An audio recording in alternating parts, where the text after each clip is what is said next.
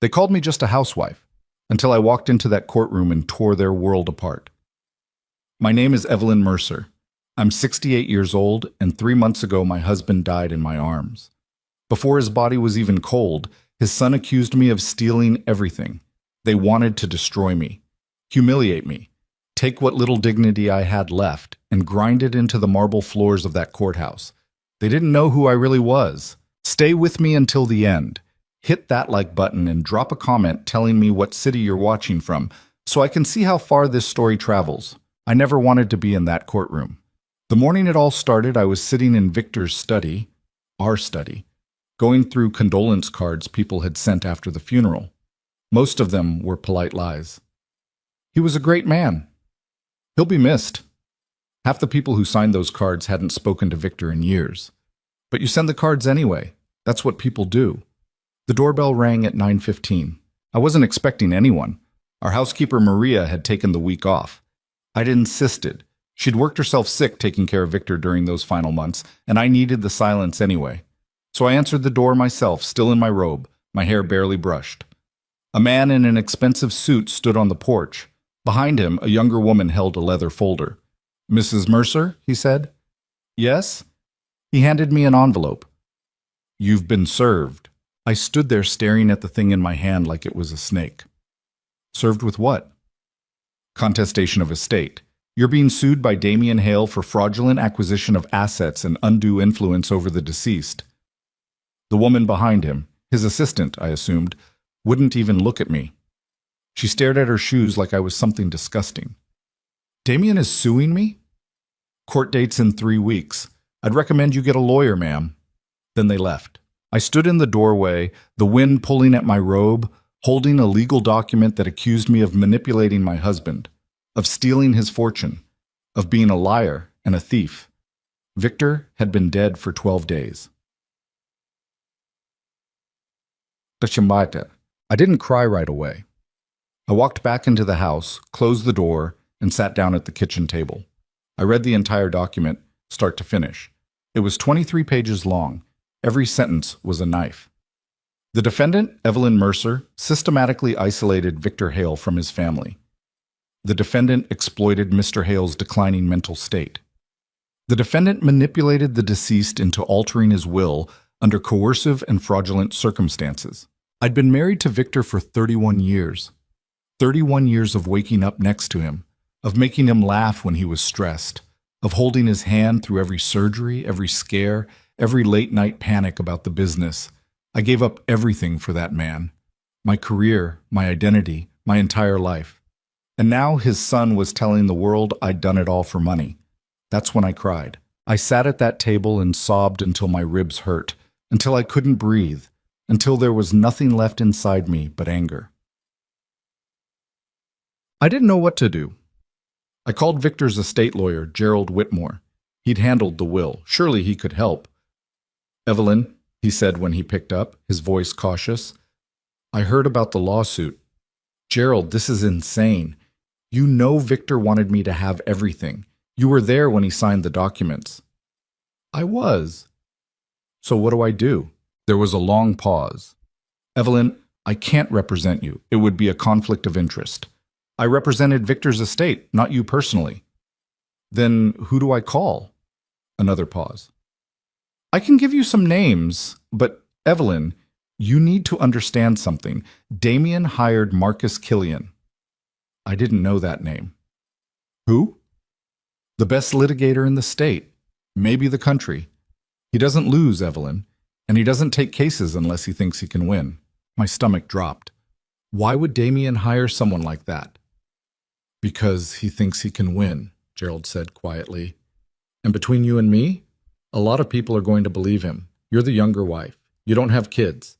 Victor left you everything and cut Damien out almost entirely. On paper, it looks suspicious." "Victor made that decision himself." "I know, but you're going to have to prove it. And Damien's going to do everything he can to make you look like a gold digger who tricked a dying old man." I felt sick. "Gerald, I don't even know how to fight this." "Then find someone who does and do it fast." He hung up. Knock out. I spent the next 2 days calling lawyers. Most of them wouldn't take the case. A few were polite about it. "I'm sorry, Mrs. Mercer, but I'm not taking new clients right now."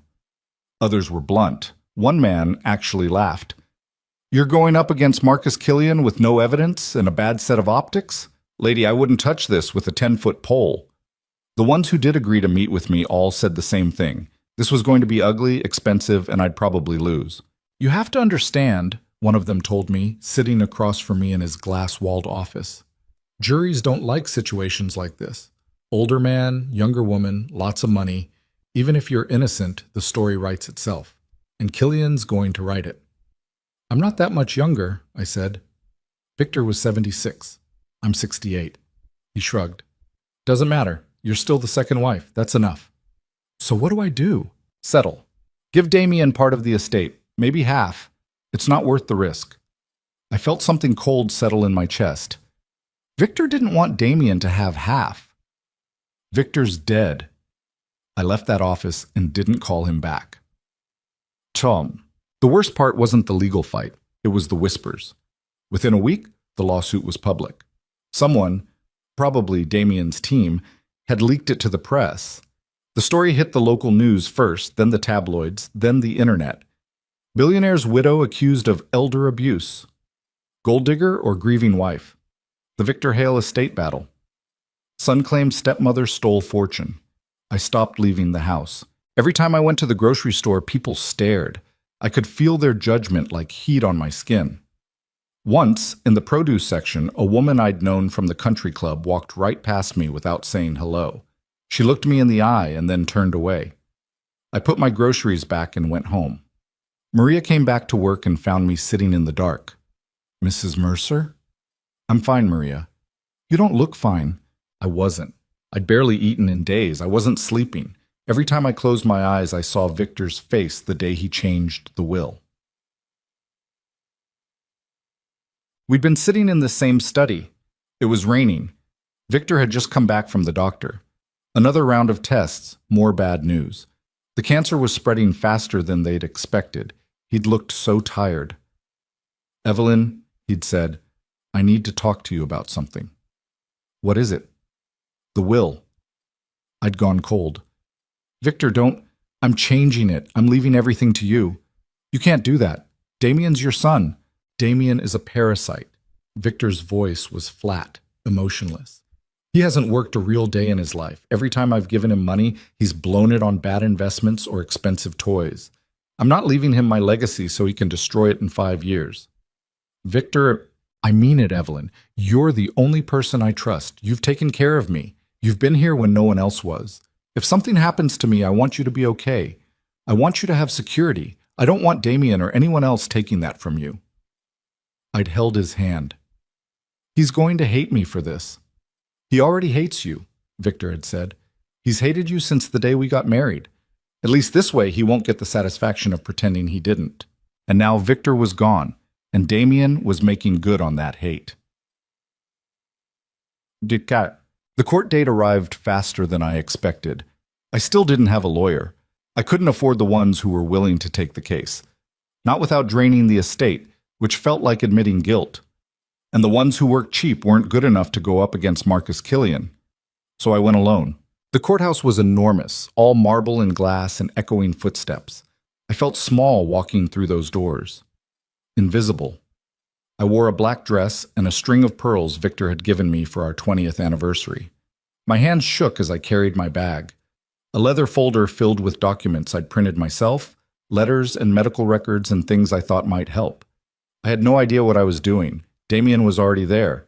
He sat at the plaintiff's table with his lawyer, Marcus Killian, and 2 assistants. Killian was exactly what I'd imagined. Tall, silver-haired, impeccably dressed. He looked like the kind of man who could sell you your own house and make you thank him for it. Damien wouldn't look at me. He was 43 years old, my stepson, and I'd known him since he was 12.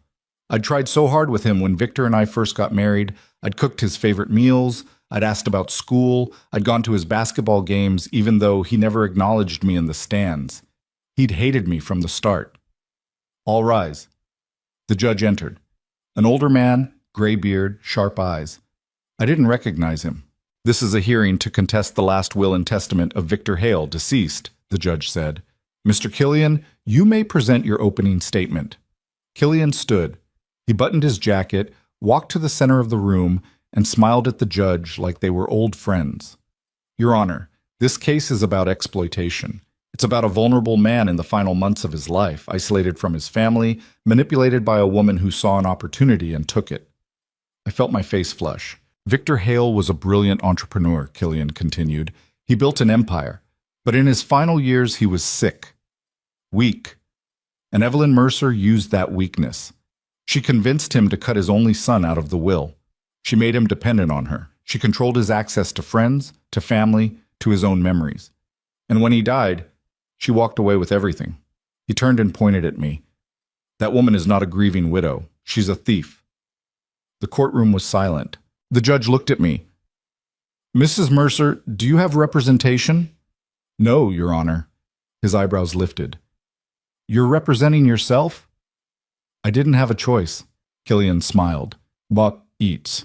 The hearing was a nightmare. Killian called witness after witness. People I'd never met, people who barely knew Victor, all of them with the same story. Evelyn isolated him. Evelyn controlled him. Evelyn changed him. One woman, a former business associate, claimed I'd refused to let Victor attend meetings in his final months. He wanted to be there, she said, but Evelyn said he was too sick. She made all the decisions. That was a lie. Victor couldn't walk in his final months. He could barely get out of bed. I hadn't kept him from meetings. The cancer had. But I didn't have a lawyer to cross-examine her, so the lie just sat there. Another witness, a neighbor, said I'd been cold at the funeral. She didn't cry, he said. Not once. It was strange.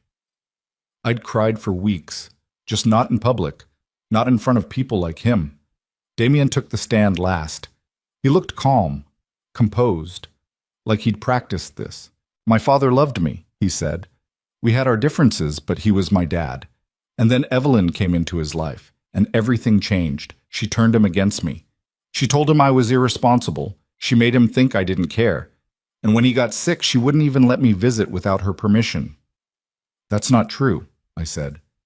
The judge looked at me. Mrs. Mercer, you'll have a chance to speak.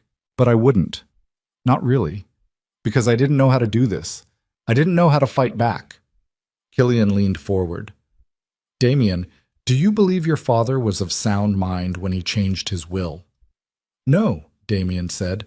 I think he was scared, and I think Evelyn took advantage of that fear. Thank you, Killian said. No further questions. The judge looked at me. Mrs. Mercer, do you wish to cross-examine? I stood.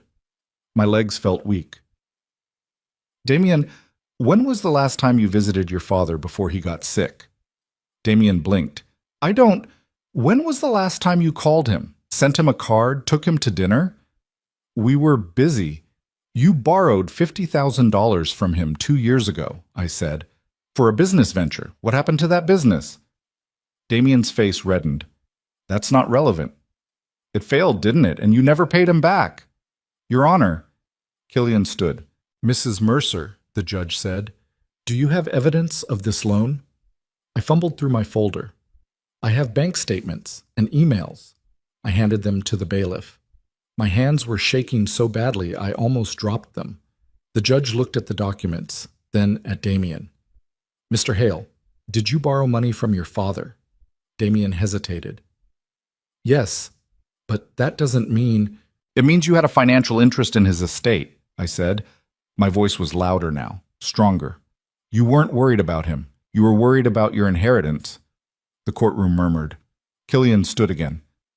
Your Honor, Mrs. Mercer is clearly not qualified to represent herself.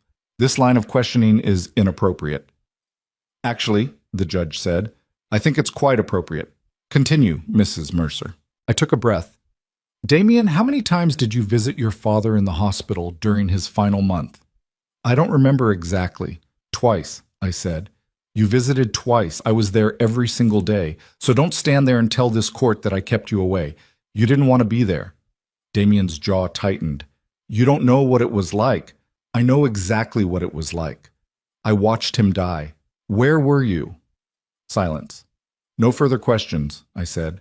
I sat down, my heart hammering. I'd landed a hit. I'd actually landed a hit, but Killian wasn't done.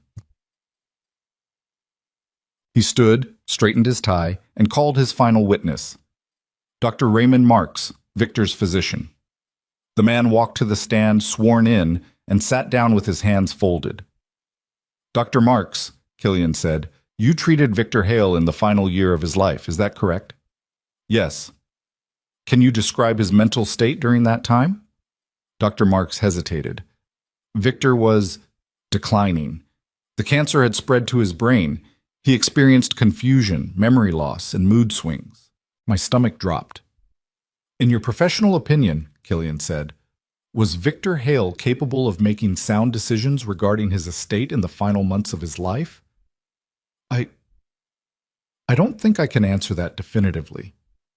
But you have concerns? Yes. Thank you, doctor. Killian sat down, looking satisfied.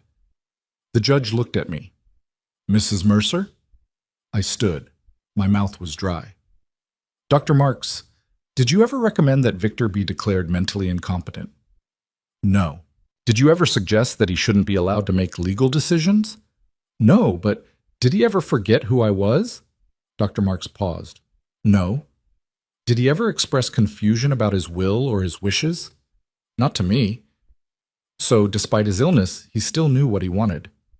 Mrs. Mercer, it's not that simple. It is, I said. Either he was mentally competent or he wasn't. Which is it? Dr. Marks looked uncomfortable. He was capable, but vulnerable. Vulnerable isn't the same as incompetent. The judge wrote something down. I sat down, shaking. The hearing ended at 4 in the afternoon. The judge didn't issue a ruling. He said he needed time to review the evidence. We'd reconvene in 2 weeks. I walked out of that courthouse alone. Damien and his legal team swept past me without a word. Reporters shouted questions I didn't answer. I got into my car, locked the doors, and sat there for 20 minutes staring at nothing. I'd survived, barely, but I hadn't won. That night, I couldn't sleep. I kept replaying the hearing in my head. Every moment I'd stumbled, every question I should have asked, every lie I'd let slide because I didn't know how to fight it. At 2 in the morning, I gave up and went downstairs. Victor's study was dark. I turned on the desk lamp and sat in his chair. It still smelled like him, cologne and old leather. I started going through his files. I didn't know what I was looking for. Proof, maybe. Something that would show the court who Victor really was. Who I really was. I found his journals first. Victor had kept notebooks for years, though leather-bound things he'd scribbled in late at night. I'd never read them. It felt like an invasion. But now, sitting in the dark, I opened the most recent one. The entries were short, fragmented. Evelyn made soup today. I couldn't eat much, but I tried. She sat with me anyway. Damien called, asked for money again. I said no. He hung up. Evelyn read to me tonight. I don't remember the book, but I remember her voice. That's enough.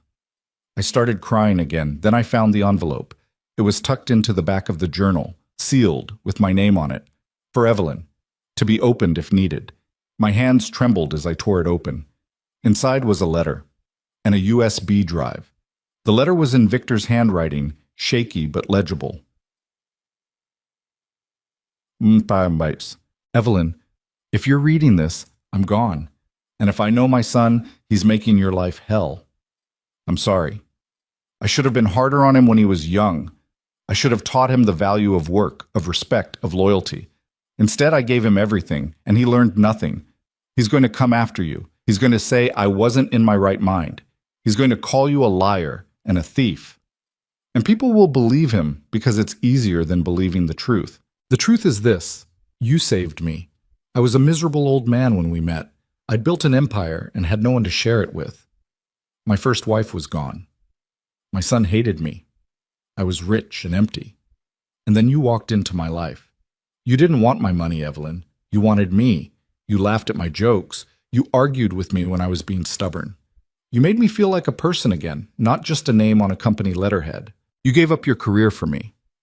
I know that. You were Judge Eleanor Mercer, one of the best legal minds in the state. And you walked away from it all to be my wife. You never asked for anything in return. So I'm giving you everything, not because you manipulated me, but because you earned it. The USB drive contains video recordings I made over the past 6 months. My lawyer, Gerald, has copies. I wanted to make sure there was no doubt, no question about my intentions. If Damien challenges the will, show them this. And Evelyn, don't let them break you. You're stronger than you think. Victor. I sat there holding the letter, sobbing. Then I plugged the USB drive into Victor's computer. The screen lit up. There were 12 video files. I clicked the first one. Victor's face appeared on the screen. He looked tired but lucid, clear.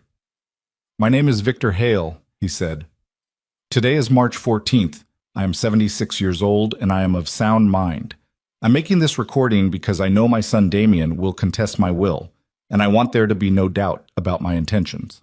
He paused. I am leaving my entire estate to my wife, Evelyn Mercer. Not because she asked for it, not because she manipulated me, but because she is the only person who has truly cared for me in my final years. Damien has repeatedly borrowed money from me without repaying it. He has shown no interest in my life or my well-being. He calls only when he needs something, and I'm done enabling him. Victor looked directly at the camera. Evelyn, if you're watching this, it means I'm gone, and I'm sorry. I'm sorry I'm leaving you to fight this battle alone, but I know you can win. You're the strongest person I've ever known. Don't let them take that from you. The video ended. I sat in the dark, staring at the screen, and for the first time since Victor died, I felt something other than grief. I felt angry, bug. They wanted to destroy me. They wanted to paint me as a helpless, stupid woman who tricked a dying man. But I wasn't helpless, and I wasn't stupid. I opened the second drawer of Victor's desk. At the bottom, buried under old contracts and tax forms, I found it. My law degree. Judge Eleanor Mercer. Harvard Law, class of 1982.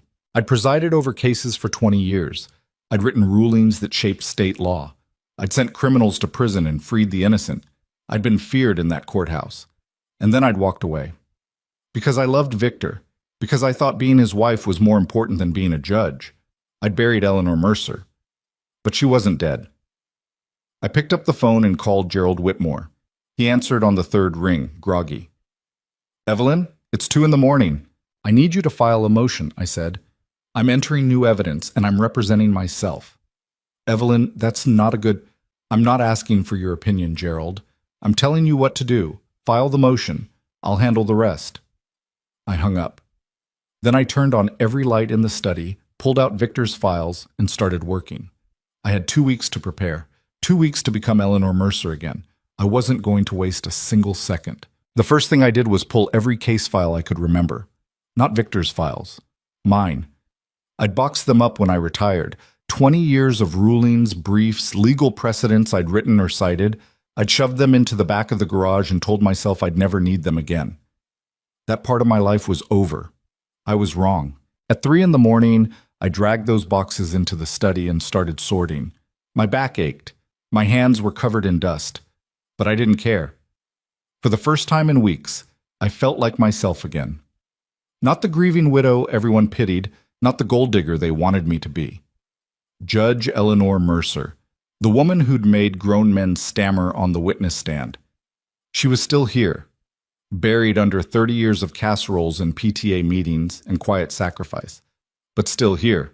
I found what I was looking for around 4:30, a case I'd presided over in 1998, a state dispute. A son claimed his mother had been coerced into changing her will by her second husband. The son lost. Badly. Because I'd seen through his performance, his crocodile tears, his selective memory about how often he'd actually visited her. I'd written a scathing opinion, 23 pages dismantling every argument his lawyer made. I read it twice, taking notes. Then I started drafting my own response to Damien's lawsuit. The sun came up. I kept writing. Maria arrived at 7 and found me still at the desk, surrounded by paper, my reading glasses sliding down my nose. Mrs. Mercer, have you been up all night? I need coffee, Maria, strong.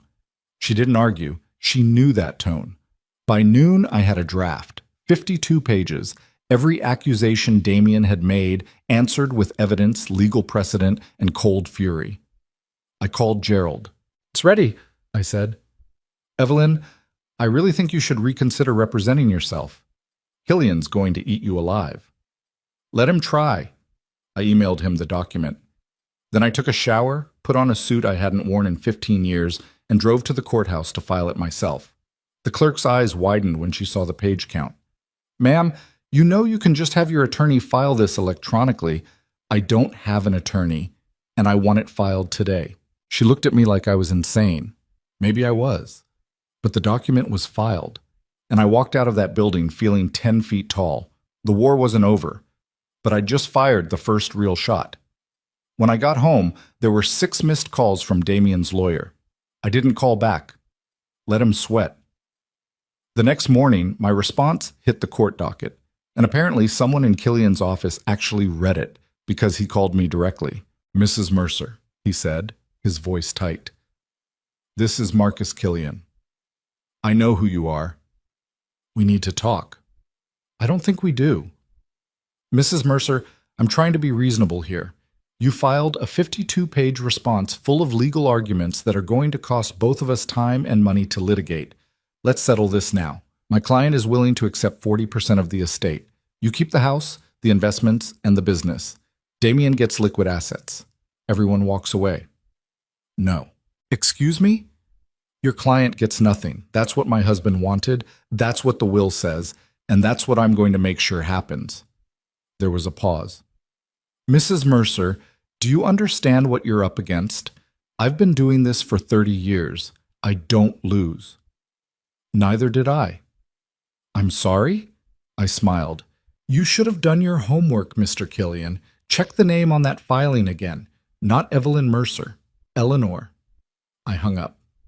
3 hours later, Gerald called me back. "Evelyn, what the hell did you do?" I filed a response. "You saw it." "No, I mean, what did you say to Killian?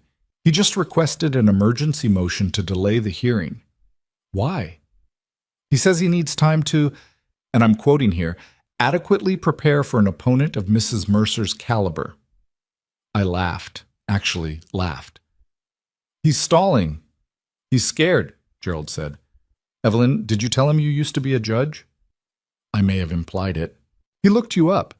He called me an hour ago asking why I didn't mention you'd presided over half the estate cases in this state for 2 decades.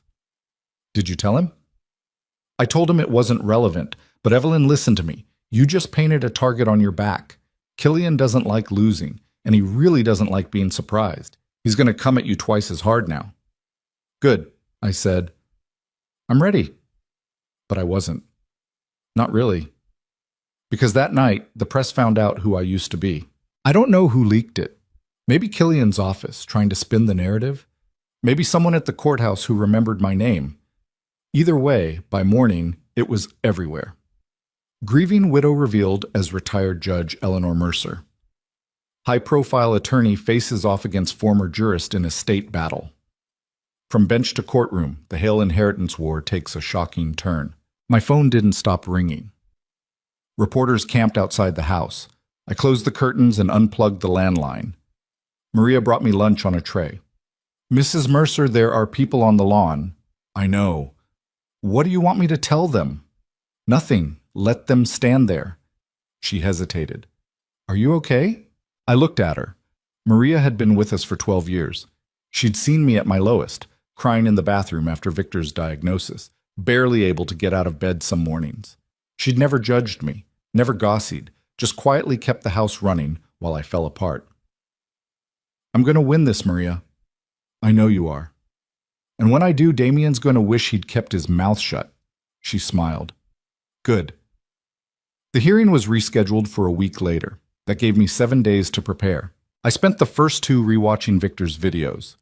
There were 12 recordings total, each one made on a different day over the last 6 months of his life. In some, he looked strong. In others, you could see the disease eating him alive. But in every single one, his mind was sharp, clear, angry. In the 3rd video, he talked about Damien's childhood. "I gave that boy everything," Victor said, his voice rough.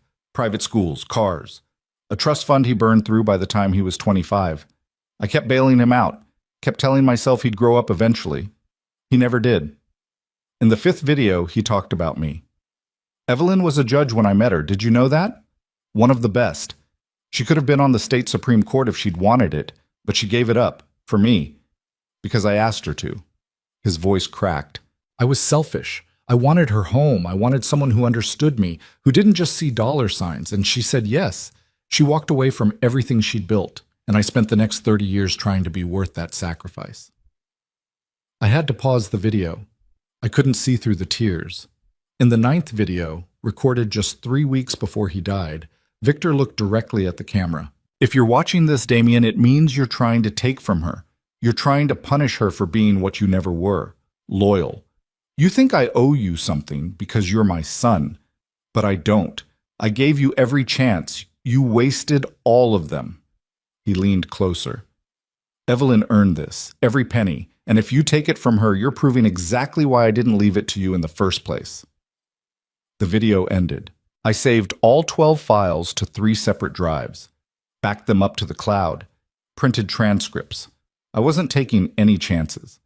Then I started preparing my cross-examinations. Killian would call witnesses. I knew that. He'd parade people in front of the judge and try to make me look like a manipulative villain. So I made a list of everyone who might testify and started digging into their histories. Damien's business partner, Eric Langford, the man who'd helped him blow through that $50,000 loan. I found bankruptcy filings, lawsuits, a restraining order from an ex-wife, the neighbor who'd said I didn't cry at the funeral. I found his HOA complaint history. 14 complaints in 3 years, most of them about Victor's cars being parked on the street. He hadn't liked us. The business associate who claimed I'd kept Victor from meetings. I pulled email records from Victor's account, with Gerald's reluctant help, and found proof she'd been fired 6 months before Victor got sick, for embezzlement. By day 5, I had files on everyone, and I was ready to burn their credibility to the ground. But I wasn't prepared for what happened next. The doorbell rang at 8 in the evening. I wasn't expecting anyone. Maria had gone home. I thought about ignoring it. Then I heard Damien's voice through the door. Evelyn? I know you're in there. I froze. Evelyn, please, I just want to talk. I opened the door. Not all the way, just enough to see him standing on the porch, hands in his pockets, looking uncomfortable. What do you want, Damien? Can I come in? No. He flinched. I wanted to say I'm sorry for all of this. I stared at him. You're sorry? Yeah, I am. This got out of hand. I didn't mean for it to go this far. You sued me for fraud. You called me a thief. You dragged your father's name through the mud.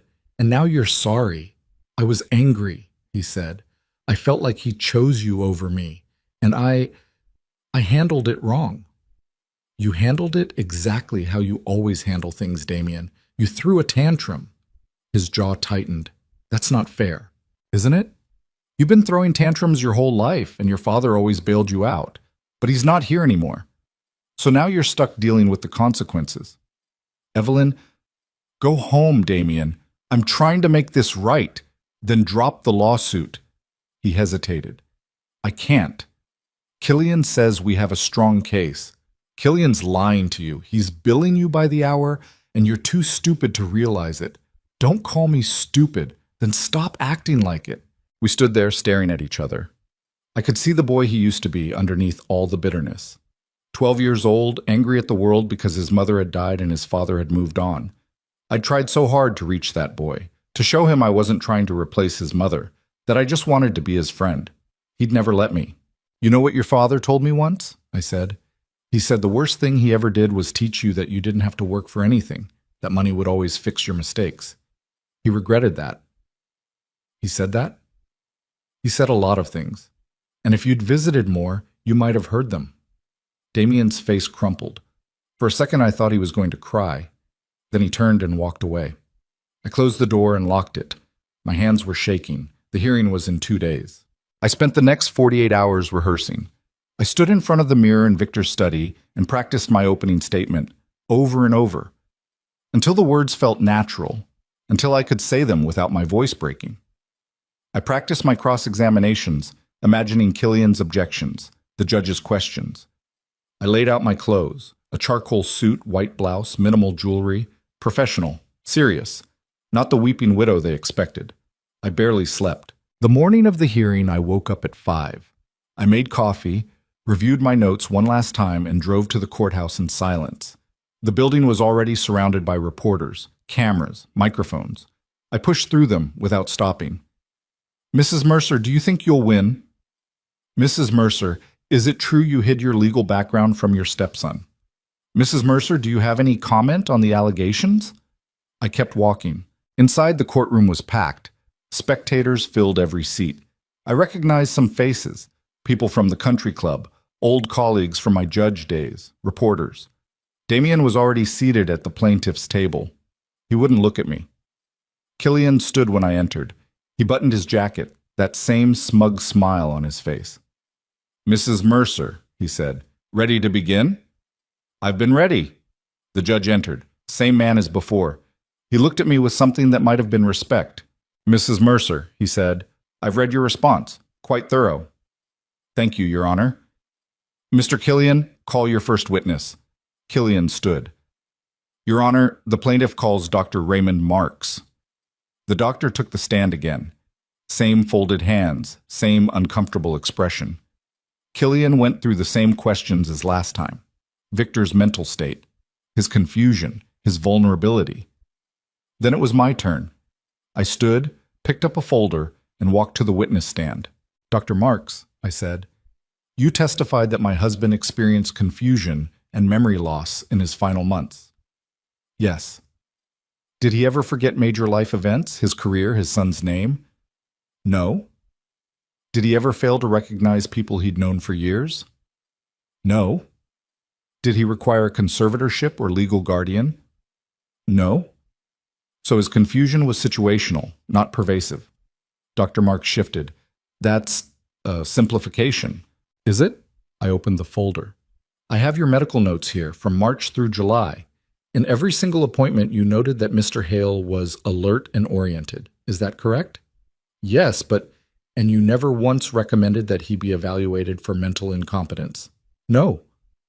"Because he wasn't incompetent." "Mrs. Mercer, it's more complicated than—" "Doctor, I'm not asking for a dissertation. I'm asking a yes or no question.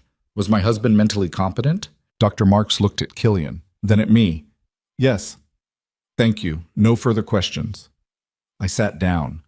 Killian looked furious. The judge made a note. Next, Killian called the business associate, the woman who claimed I'd kept Victor from meetings. She walked to the stand, all polished confidence and fake sympathy. "Ms. Patterson," Killian said, "can you describe your professional relationship with Victor Hale?" "I worked with Victor for over a decade," she said. "We were close. He trusted me."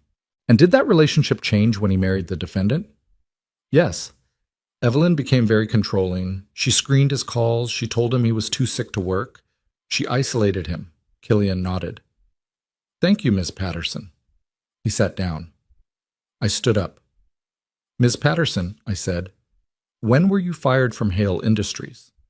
Her face went pale. "I wasn't fired." "Really?" "Because I have an email here from Victor, dated November of last year, terminating your contract. Would you like me to read it aloud?" That's not... It says, and I quote, "Your employment is terminated effective immediately due to financial discrepancies and breach of trust. Does that refresh your memory?" She didn't answer. "You were caught embezzling, weren't you?" "Your Honor." Killian stood. "Miss Patterson," the judge said. She looked down. "There was a misunderstanding." "A misunderstanding that involved $75,000 of company funds," I said. "Victor fired you 6 months before he got sick, so your testimony about his final months is fabricated. You weren't even in contact with him." "I was trying to protect his legacy." "By lying under oath?" Killian was on his feet. "Objection. Sustained," the judge said. "Mrs. Mercer, move on." But the damage was done. The courtroom was buzzing. Patterson looked like she wanted to disappear. "No further questions," I said.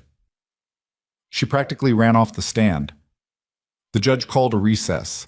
I stepped out into the hallway, my heart pounding. I'd just destroyed 2 witnesses in under 20 minutes, but Killian wasn't done. He had one more card to play, and I didn't see it coming. When we reconvened, Killian stood. "Your Honor, I'd like to call Damien Hale to the stand." Damien walked to the front. He looked nervous. His hand shook as he was sworn in. Killian smiled at him. "Damien, I know this is difficult, but I need you to tell the court about your relationship with your father." Damien took a breath. "My dad and I were close when I was a kid. He was my hero. But after my mom died, everything changed. He remarried, and Evelyn, she made it clear I wasn't part of their life." "Can you give an example?" "She'd cancel family dinners. She'd tell me Dad was too tired to see me. She'd intercept my calls. And when he got sick, she wouldn't even let me visit without calling ahead." "How did that make you feel?" "Like I'd lost him twice. Once to cancer, and once to her." There were murmurs in the courtroom. I saw people nodding, sympathizing. Killian looked satisfied. "No further questions." The judge looked at me. "Mrs. Mercer?" I stood, slowly. I walked to the witness stand and looked at Damien. "Damien," I said, "you testified that I kept you from your father." "You did." "How many times did you visit him in the hospital during his final month?" Damien hesitated. "I already told you, twice." "And how many times did I call you to update you on his condition?" I pulled out my phone records. 17 times.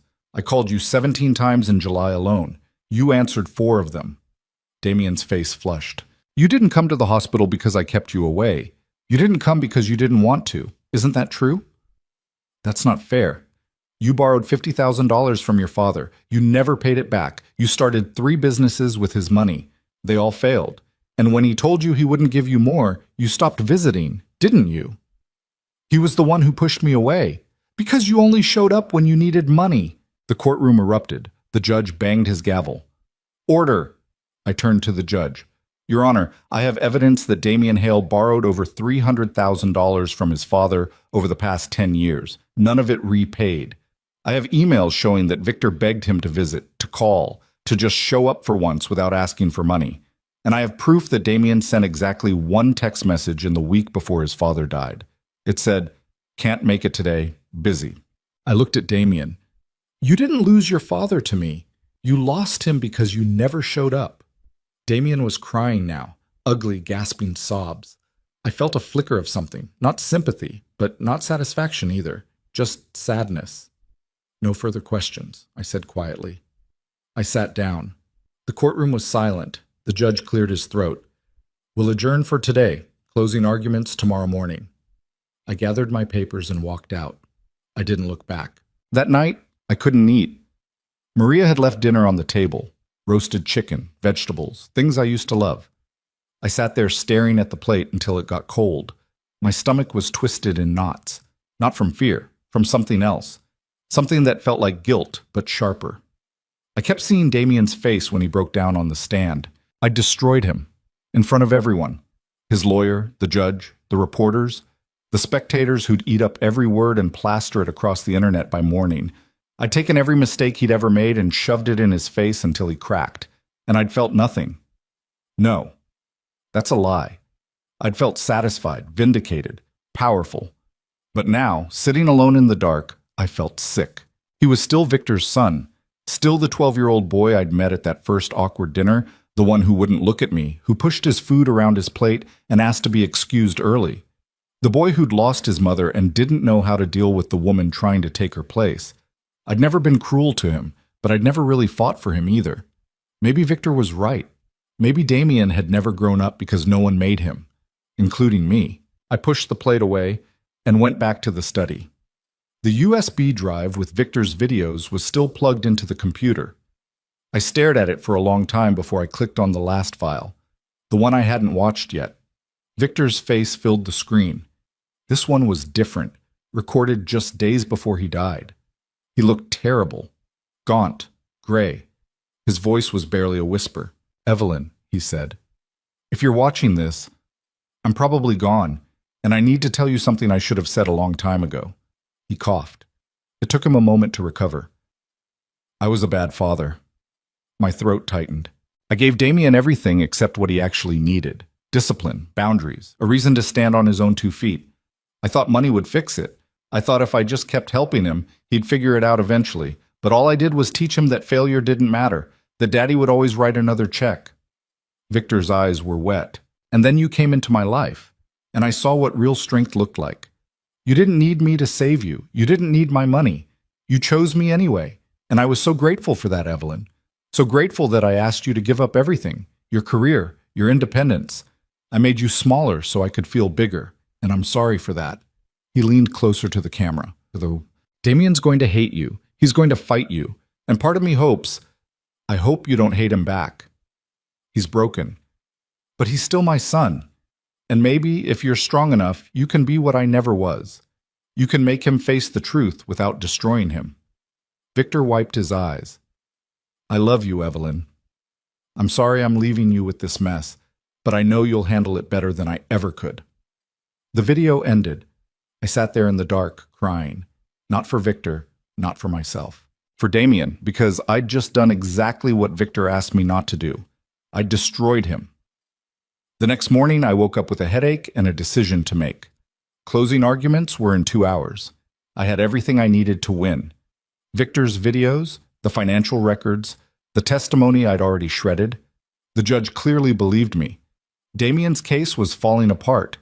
All I had to do was walk in there, present the evidence, and watch the gavel come down in my favor. But something Victor said kept rattling around in my head. Maybe you can be what I never was. I got dressed slowly, the same charcoal suit, but this time I left the jewelry off. I looked at myself in the mirror and barely recognized the woman staring back. She was harder than I remembered, colder. I didn't like her. Maria knocked on the bedroom door. Mrs. Mercer, you need to leave soon. I know. Are you okay? I turned. Maria, do you think I'm doing the right thing? She frowned. What do you mean? Going after Damien like this, destroying him in court. Maria was quiet for a moment. Then she said, Mrs. Mercer, that boy tried to take everything from you. He called you a liar, a thief. He dragged Mr. Hale's name through the mud. Why are you worried about him? Because he's hurting. So were you. I know, but I don't want to become the kind of person who kicks someone when they're already down. Maria stepped closer. You're not that person. You're defending yourself. That's not the same thing. Isn't it? She touched my arm. You do what you think is right, but don't let guilt make you weak. That boy made his choices. You don't owe him forgiveness just because you feel sorry for him. She was right. I knew she was right, but I still felt sick. I grabbed my files and headed for the courthouse. The reporters were worse this time, cameras everywhere, shouted questions, microphones shoved in my face. Mrs. Mercer, do you regret exposing your stepson's financial history? Mrs. Mercer, is it true you're planning to countersue? Mrs. Mercer, what do you say to people who think you were too harsh? I kept walking. Inside, the courtroom was packed again. Every seat filled. I saw faces I recognized from Victor's business world. People who used to invite us to dinner parties and charity galas. People who'd smiled at me then and whispered about me now. Damien was already seated. He looked like he hadn't slept. His suit was wrinkled. His eyes were red. Killian sat beside him, stone-faced. He didn't look at me when I walked in. The judge entered. Everyone stood. Please be seated, he said. We're here for closing arguments. Mr. Killian, you may proceed. Killian stood. He buttoned his jacket. Same routine, same confidence. But there was something different in his posture, something defensive. Your Honor, he said, this case has become something it was never meant to be. My client came here seeking justice for his father. He came here because he believed, and still believes, that Victor Hale was taken advantage of in his final days. That belief may have been mistaken, but it was not malicious. He glanced at Damien. Damien Hale is not a perfect man. He's made mistakes. He's borrowed money he couldn't repay. He's been absent when he should have been present. But none of that changes the fundamental question at the heart of this case. Was Victor Hale of sound mind when he disinherited his only son? Killian turned to me. The defendant has done an excellent job of attacking my client's character. She's painted him as a selfish, irresponsible leech, and perhaps some of that is true. But character assassination is not the same as legal evidence. The fact remains that Victor Hale was dying. He was vulnerable. And the defendant was the only person with access to him in those final months. Your Honor, I started to stand, but the judge waved me down. You'll have your turn, Mrs. Mercer.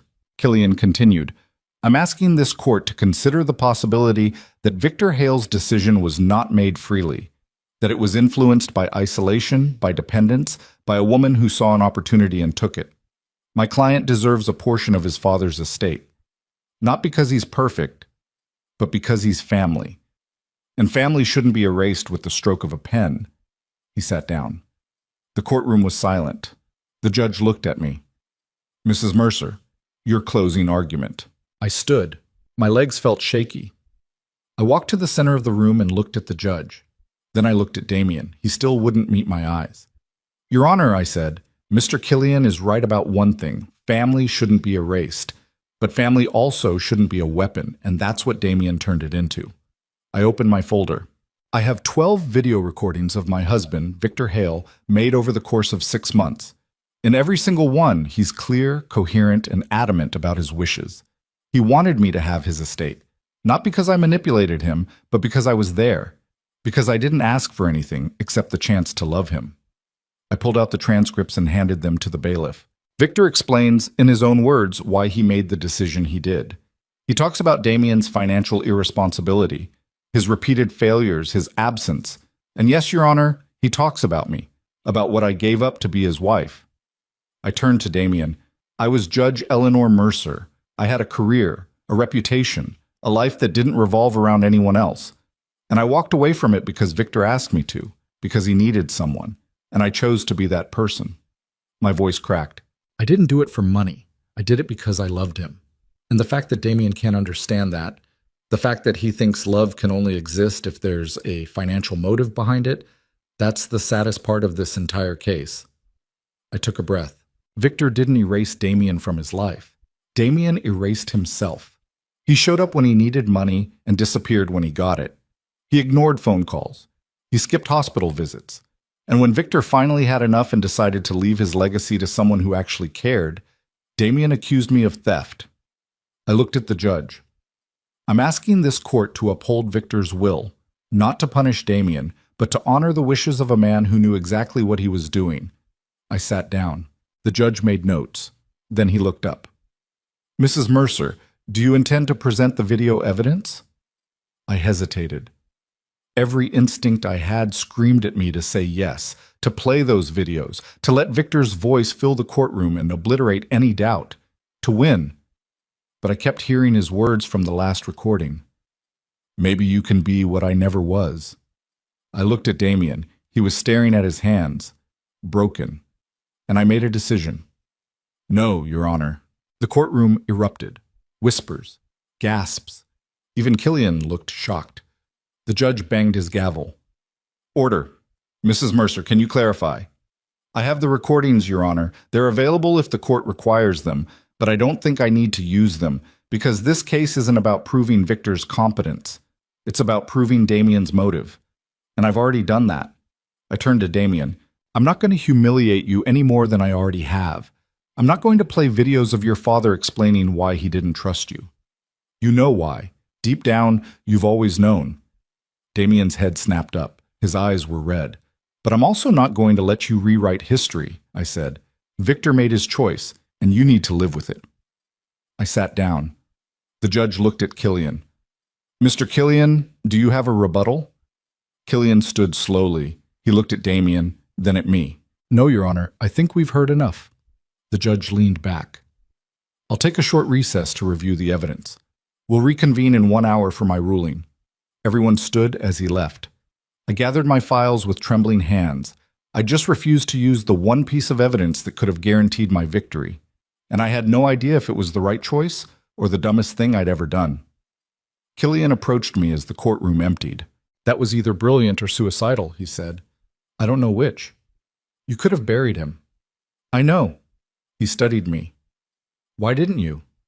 Because I'm not my husband, and I'm not going to spend the rest of my life destroying a man who's already destroyed himself. Killian nodded slowly. For what it's worth, I think you made the right call. You think I'm going to lose? No, he said. I think you're going to win. But you just gave Damien something he doesn't deserve. What's that? A chance to walk out of here with his dignity. He turned and walked away.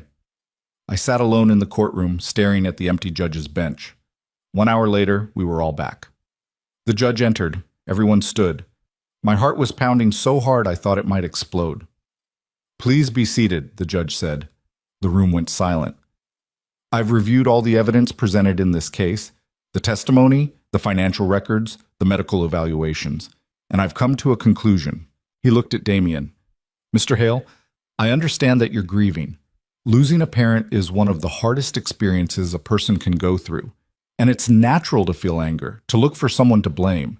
But grief does not give you the right to accuse someone of a crime they didn't commit." Damien's face went pale. The judge turned to me. "Mrs. Mercer, I've presided over estate disputes for 23 years. I've seen genuine cases of undue influence.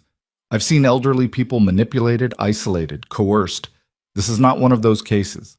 He picked up a document. Victor Hale was examined by his physician multiple times in the months before his death. He was deemed competent, alert, capable of making decisions.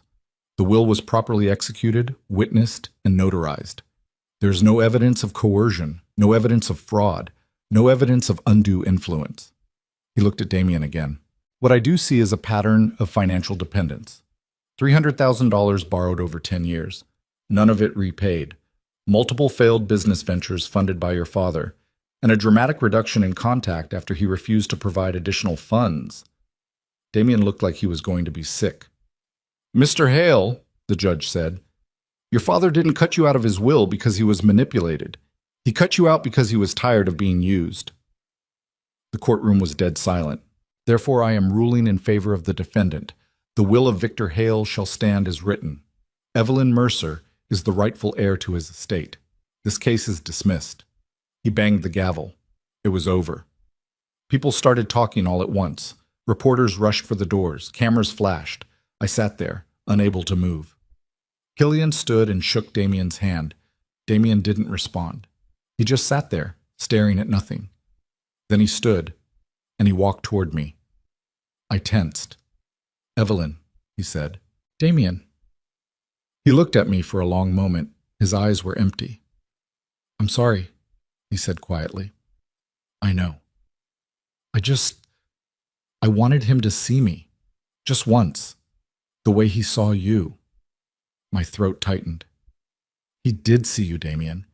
He just didn't like what he saw." Damien flinched. "But that doesn't mean it's too late," I added. He looked at me confused. "Your father left you out of the will for a reason, but that doesn't mean you can't change.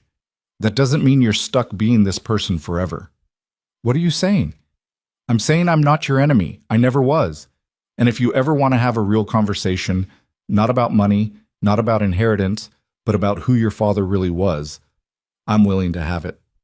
Damien's eyes filled with tears. "I don't deserve that." "No," I said, "you don't. But I'm offering it anyway." He stood there for a moment, frozen. Then he turned and walked away. I watched him leave. My stepson. The boy I'd tried so hard to reach and failed. The man who'd tried to destroy me and lost. I didn't know if he'd ever take me up on that offer, but I'd meant it. Later that night, I sat in Victor's study with a glass of wine I didn't drink. The house was silent. Maria had gone home. The reporters had finally cleared out. It was just me and the ghost. I'd won. The estate was mine. The lawsuit was over. Damien had been defeated, humiliated, exposed. I should have felt triumphant. Instead, I felt hollow. I opened my laptop and pulled up the folder with Victor's videos. I stared at the files for a long time. Then I copied them onto a separate drive. Tomorrow, I'd send them to Damien. Not to hurt him, not to prove a point, but because he deserved to hear what his father really thought, not filtered through lawyers or courtroom drama. Just Victor's voice, his truth. Maybe it would destroy him all over again. Or maybe it would save him. Either way, it wasn't my choice to make. I closed the laptop and looked around the study. Victor's books, his desk, his chair, the life we'd built together. I'd spent 30 years being his wife, being Evelyn, and I'd spent 3 weeks being Eleanor again. I didn't know who I was supposed to be now, but I knew one thing. I was done letting other people decide for me. I finished the wine, turned off the lights, and went upstairs. Tomorrow, I'd figure out what came next. Tonight, I just needed to sleep. But when I reached the bedroom, I found an envelope on the pillow. My name was written on it in Maria's handwriting. I opened it. Inside was a single note. Mrs. Mercer, this came for you today. The courier said it was urgent. Maria. Attached to the note was a letter. Official looking, legal. I opened it with shaking hands. It was from Victor's estate attorney, Gerald. Evelyn, there's something Victor asked me to give you after the trial was over. Win or lose. He made me promise. I'm sorry I couldn't tell you sooner. Please come to my office tomorrow at 9. Gerald. I stared at the letter. What the hell had Victor done now? I didn't sleep.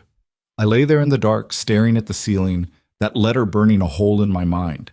What could Victor possibly have left for me that Gerald hadn't already mentioned? The will had been read. The estate was settled. The lawsuit was over. What else was there? At 6 in the morning, I gave up trying to rest. I showered, dressed in jeans and a sweater. I was done with courtroom clothes, and made coffee I couldn't drink. My hands shook every time I tried to lift the cup. Maria arrived at 7:30 and found me pacing in the kitchen. Mrs. Mercer, you look terrible. Thanks, Maria. Did you sleep at all? No? She poured herself coffee and sat down at the table. What's wrong? I showed her Gerald's letter. She read it twice. What do you think it is? I have no idea, and that's what's killing me. Could be something good, or something terrible. Mrs. Mercer, you just won. The house is yours. The money is yours. What could be terrible? I didn't answer, because I didn't know. But Victor had a habit of dropping bombs when you least expected them, even from beyond the grave, apparently. At 8:15, I got in my car and drove to Gerald's office. The building was downtown, all glass and steel and expensive views. I'd been here dozens of times with Victor. Business meetings, contract signings, the reading of the will after he died. I hated this place. Gerald's secretary smiled when I walked in. Mrs. Mercer, he's expecting you. Go right in. Gerald stood when I entered. He looked exhausted. Dark circles under his eyes, tie loosened, coffee cup stained. Evelyn, congratulations on yesterday. Thanks. I sat down. What is this about, Gerald? He closed the door, then he walked to his desk, opened a drawer, and pulled out a sealed envelope. Thick, heavy. My name written on it in Victor's handwriting. My stomach dropped. Victor gave this to me 6 months ago, Gerald said. He told me not to open it, not to tell you about it, just to give it to you after the trial was over. Win or lose. What's in it? I don't know. He sealed it in front of me and made me swear I wouldn't look. He handed it to me. I stared at it. My hands were shaking again. Do you want me to leave? Gerald asked. No, stay. I tore open the envelope. Inside was another letter, an illegal document. I unfolded the letter first, Victor's handwriting, shaky but deliberate. The letter started with 2 words that made my heart stop. I lied. I read the rest in silence, my vision blurring. When I finished, I couldn't breathe. Gerald leaned forward. Evelyn? What does it say? I handed him the letter without a word. He read it. His face went pale. Oh my God. Yeah. Gerald set the letter down carefully, like it might explode. Evelyn, do you understand what this means? I think so. This changes everything. I know. We sat there in silence for a long moment. Then Gerald said, What are you going to do? I looked at the legal document Victor had included, a codicil to the will, signed, notarized, legitimate, and devastating. I don't know, I whispered. Victor's letter was short, but every word was a knife. Evelyn, I lied to you. For 30 years I lied. When I asked you to give up your career, I told you it was because I needed you, because I was lonely, because I wanted a partner, not just a wife. That was true, but it wasn't the whole truth. The real reason I asked you to quit was because I was terrified of you. You were brilliant, Evelyn. Everyone knew it. You were going to be on the state Supreme Court within 5 years, maybe the federal bench after that. You were building something extraordinary, and I couldn't stand it because it made me feel small. I was a rich man, a successful man. But next to you, I was nothing. You had respect, authority, a legacy that had nothing to do with money. And I hated that. I hated that you didn't need me. So I made you need me. I asked you to give up your career. I told you I wanted you home. I made it sound romantic, a sacrifice for love. But really, I just wanted to cut you down to a size I could handle. And you did it. You walked away from everything because I asked you to. That's the part I can't forgive myself for. You loved me, Evelyn. Truly loved me. And I used that love to make myself feel powerful. I'm writing this now because I'm dying. And because I need you to know the truth. Not so you'll forgive me. I don't deserve forgiveness, but because you deserve to know who you really sacrificed for.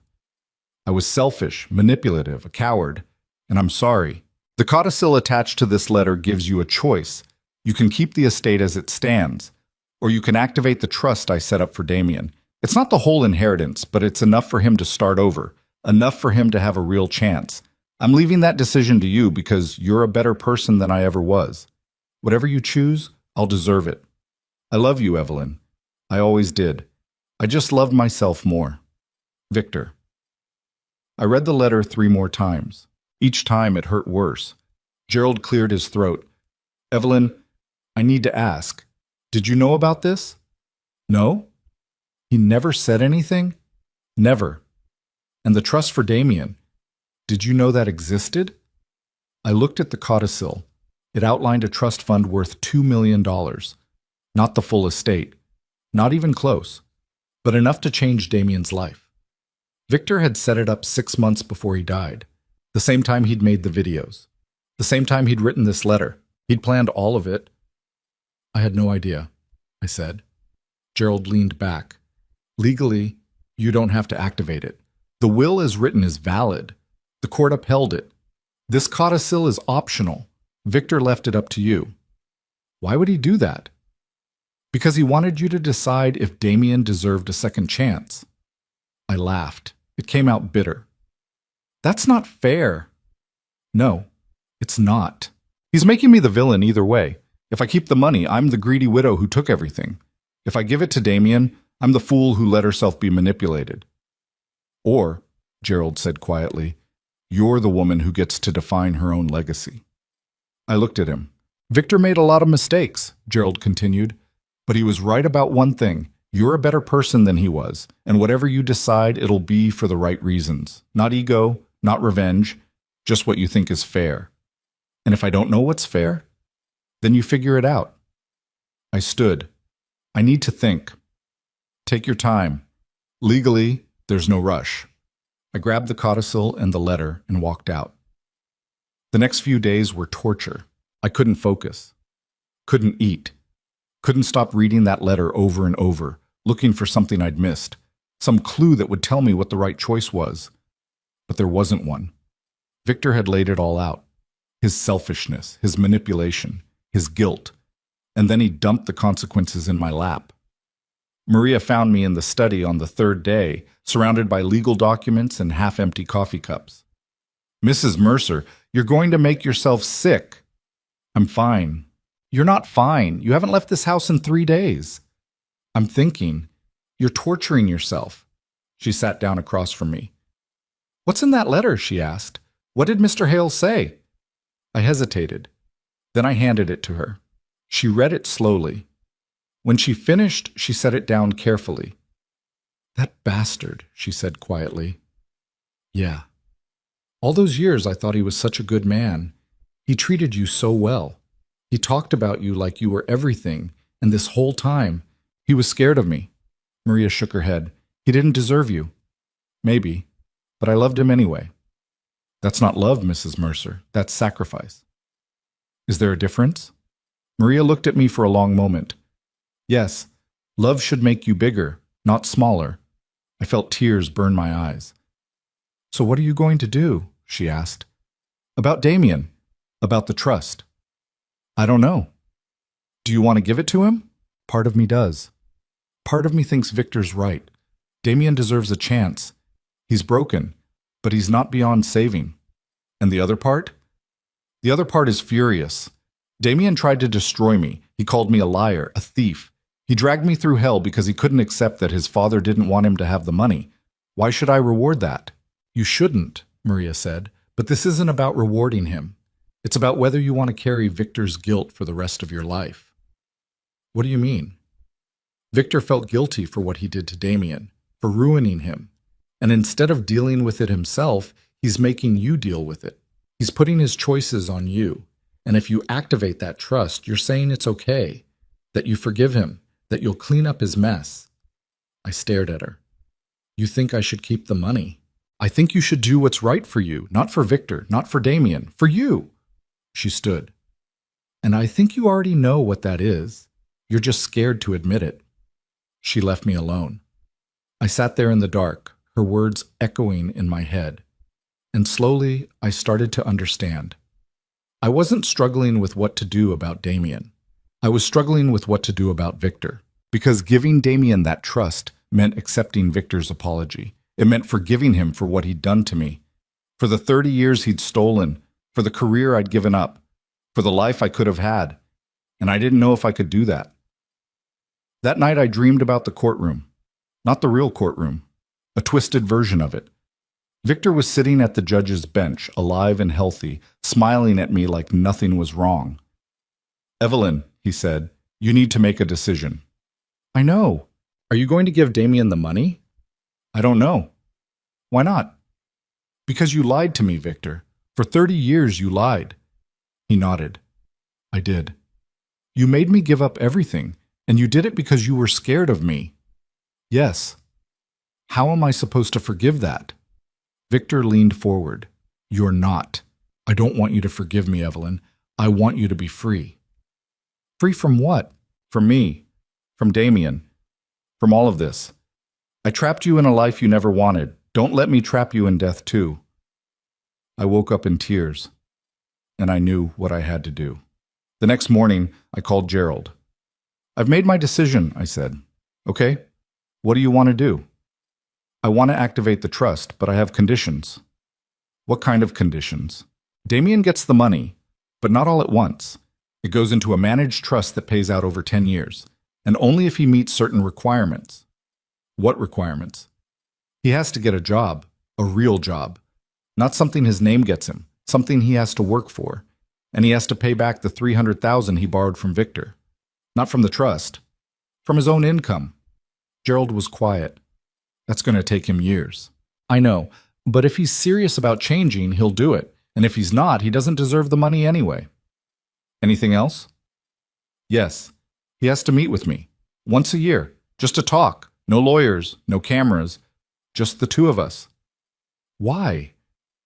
Because Victor was right about one thing. Damien's broken. And maybe I can't fix him, but I can at least try to understand him. Gerald exhaled. You're a better person than most, Evelyn. No, I'm not. I'm just tired of being angry. I'll draw up the paperwork. Thank you, Gerald. I hung up and sat there for a long time, staring at Victor's letter. Then I folded it carefully and put it in a drawer. I wasn't ready to forgive him yet. Maybe I never would be. But I was ready to stop letting him control my life. 2 weeks later, Gerald called Damien to his office. I wasn't there. I didn't want to be. This was something Damien needed to hear without me in the room, but Gerald told me about it afterward. Damien had walked in expecting another legal battle, another accusation, another fight. Instead, Gerald handed him the trust documents. What is this? Damien asked. It's from your father and from Evelyn. Damien read the terms. Gerald said his face went through about 10 different emotions: shock, confusion, anger, disbelief. She's giving me money? Your father set up a trust before he died. Evelyn had the option to activate it. She chose to. Why? You'll have to ask her. Damien stared at the paperwork. There are conditions. Yes. I have to get a job. I have to pay him back. I have to meet with her every year. That's right. Why would she do this? I tried to destroy her. Gerald leaned forward. Because she's not interested in revenge, Damien. She's interested in the truth. And the truth is your father failed you, and Evelyn doesn't want to keep failing you just because he did. Damien was quiet for a long time. Then he said, I don't deserve this. No, Gerald agreed. You don't. But that's the point. Damien signed the paperwork. 3 days later, he called me. I almost didn't answer, but something made me pick up. Evelyn? Hi, Damien. There was a long pause. I don't know what to say. You don't have to say anything. Yes, I do. You didn't have to do this after everything I put you through. You could have kept it all, and no one would have blamed you. I know. So why didn't you? I thought about that. Because I'm not your father, Damien, and I'm not interested in punishing you for the rest of your life. You made mistakes, big ones, but that doesn't mean you're beyond saving. His voice cracked. I don't know how to do this. I don't know how to be the person you think I can be. Then figure it out. You have 10 years. That's more than most people get. What if I screw it up? Then you screw it up, but at least you'll have tried. There was a long silence. Thank you, Damien said finally. I know I don't deserve it, but thank you. You're welcome. I hung up, and for the first time in months, I felt something close to peace. The months that followed were strange. The press eventually moved on. The reporters stopped calling. The whispers at the grocery store faded. People found new scandals to obsess over. I sold Victor's company. I didn't want to run it. Didn't want the responsibility. Didn't want the reminder. A private equity firm bought it for more than it was worth, and I walked away with enough money to last 3 lifetimes. I kept the house, but I gutted Victor's study, took out the desk, the bookshelves, the leather chair, repainted the walls, turned it into something new. Maria stayed. She was the only constant in a life that was suddenly, terrifyingly open. What are you going to do now? She asked me one afternoon. I don't know. You can do anything, Mrs. Mercer. You have money. You have time. You have your whole life ahead of you. I'm 68 years old, Maria. So, you're not dead? I laughed. No, I guess I'm not. So what do you want? Really want? I thought about that for a long time, and then I knew. 6 months after the trial, I opened a law practice. Not a big one, just me in a small office downtown, specializing in estate law, elder law, cases where someone needed protection from family members who saw them as a bank account instead of a person. I called it Mercer Legal Services, not Hale. Mercer, because I wasn't Victor's widow anymore. I was Eleanor. Judge Eleanor Mercer, and I was done hiding. The first client was a 72-year-old woman whose son was trying to have her declared incompetent so he could access her savings. She sat in my office, crying, telling me no one would believe her. I believe you, I said. We won that case in 3 weeks. Word spread. More clients came, women mostly, a few men, people who'd been discarded, dismissed, told they were too old to matter. I gave them their voices back. Damien called me on the anniversary of the trial. You said we had to meet once a year, he said. Is that still true? Yes. Can I come by? Okay. He showed up at my office the next day. He looked different, thinner, tired, but also focused. I got a job, he said. Doing what? Sales, medical equipment. It's boring, the pay's terrible, but it's mine. That's good, Damien. I've been paying Dad back, $50 a week. I know it's not much. It's a start. He nodded. Evelyn, I need to ask you something. What? Why did you really give me the money? Was it because you felt sorry for me? Because you wanted to prove you were better than Dad? No? Then why? I looked at him. Because I didn't want to become the kind of person who kicks someone when they're down. And because I think people deserve second chances, even when they don't deserve them. Damien's eyes filled with tears. I'm trying, Evelyn. I really am. I know. Do you think Dad would be proud of me? I thought about Victor, his lies, his guilt, his desperate last-minute attempt to fix what he'd broken. I think your father would be relieved, I said, but it doesn't matter what he'd think. What matters is whether you're proud of you. Damien wiped his eyes. I'm getting there. That's all anyone can ask. He left an hour later. We didn't hug. We didn't pretend everything was fixed, but it was something, a beginning. That night I sat in my office alone looking at the framed law degree on the wall. Judge Eleanor Mercer, Harvard Law, class of 1982. I'd buried that woman for 30 years. And now she was back. Not the same. Not untouched, but back. And stronger than ever. Victor had tried to make me small. He tried to trap me in a life where I needed him more than he needed me. But he'd failed. Because I was never the helpless widow they thought I was. I was a fighter, a survivor, a force. And I was done apologizing for it. I turned off the lights and locked the office door. Tomorrow, there'd be another case. Another client. Another fight. And I'd be ready. The law practice grew faster than Evelyn expected. Within 8 months, she had to hire an assistant, then a paralegal, then another lawyer. By the end of the first year, Mercer Legal Services had handled 43 cases and won 39 of them. The losses hurt. They always did. But Evelyn learned to carry them differently than she had in her judge days. Back then, a loss felt like a failure of the system. Now, it felt personal. These were real people who'd trusted her, who'd walked into her office broken and desperate, hoping she could save them. She couldn't save everyone, but she tried. One case in particular stuck with her. An 81-year-old man named Raymond whose daughter had taken power of attorney and emptied his bank accounts. Raymond came to Evelyn's office in clothes that hadn't been washed in weeks, his hands shaking, his voice barely above a whisper. She said I was too old to manage my own money, he told Evelyn. Said I'd forget where I put it, so I signed the papers, and then she took everything. Evelyn had seen this pattern before. Adult children who justified theft with concern, who convinced themselves they were protecting their parents when really they were protecting their own futures. Raymond's daughter had drained $83,000 over 6 months, transferred it to her own account, used it to pay off her mortgage, buy a new car, take a vacation to Hawaii. What did she say when you confronted her? Evelyn asked. Raymond's hands trembled worse. She said I was confused, that I'd given her permission, that I didn't remember because of my age. Do you have memory problems, Raymond? I forget things sometimes. Names, where I put my keys, but I remember my bank account.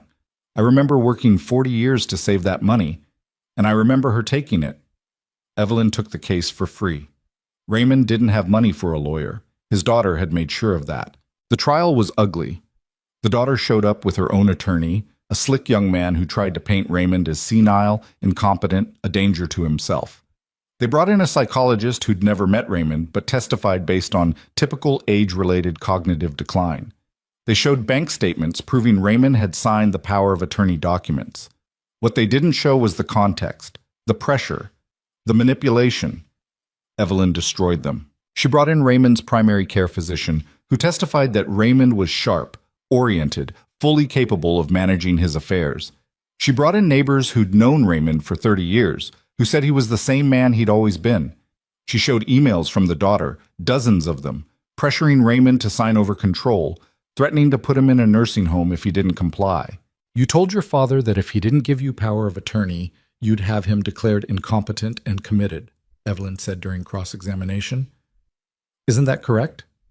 The daughter's face went red. I was trying to help him. By threatening him?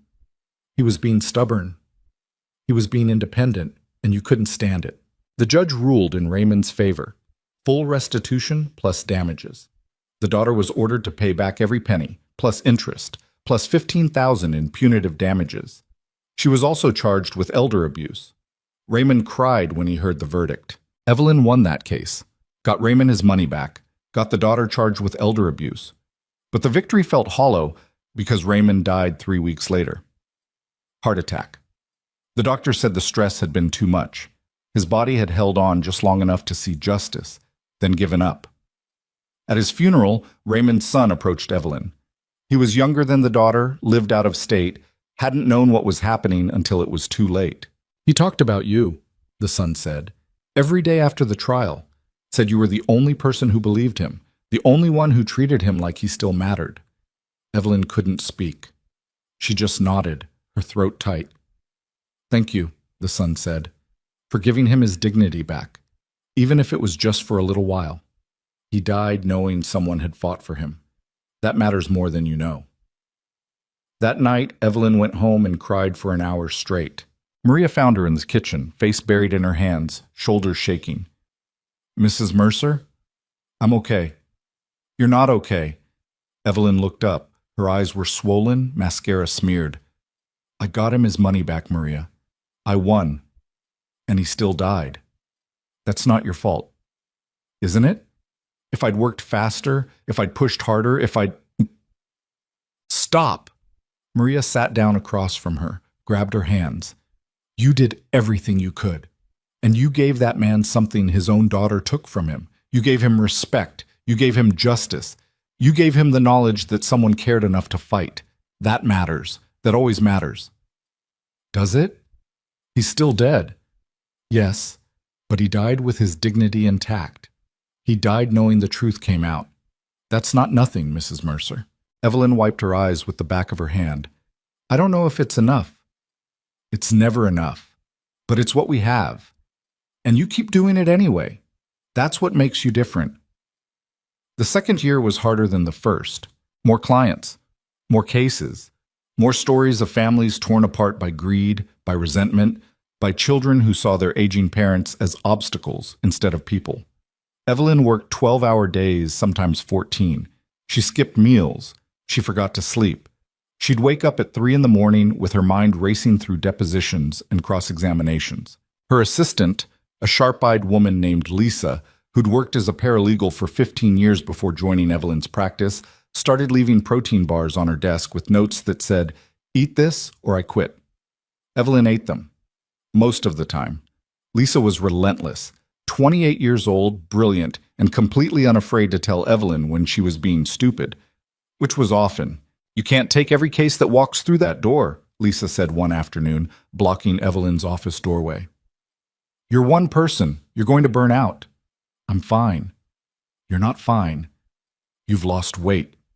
You look exhausted. And yesterday you called opposing counsel by the wrong name 3 times. Evelyn rubbed her temples. I have a lot on my mind. I know, but you're not helping anyone if you collapse. Take a day off, sleep, eat a real meal. Remember what those are? I'll think about it. That's not good enough. Lisa, I'm serious, Mrs. Mercer. Take a day off or I'm staging an intervention. And trust me, you don't want that. Evelyn took the day off. She spent it in her garden, something she hadn't done in months.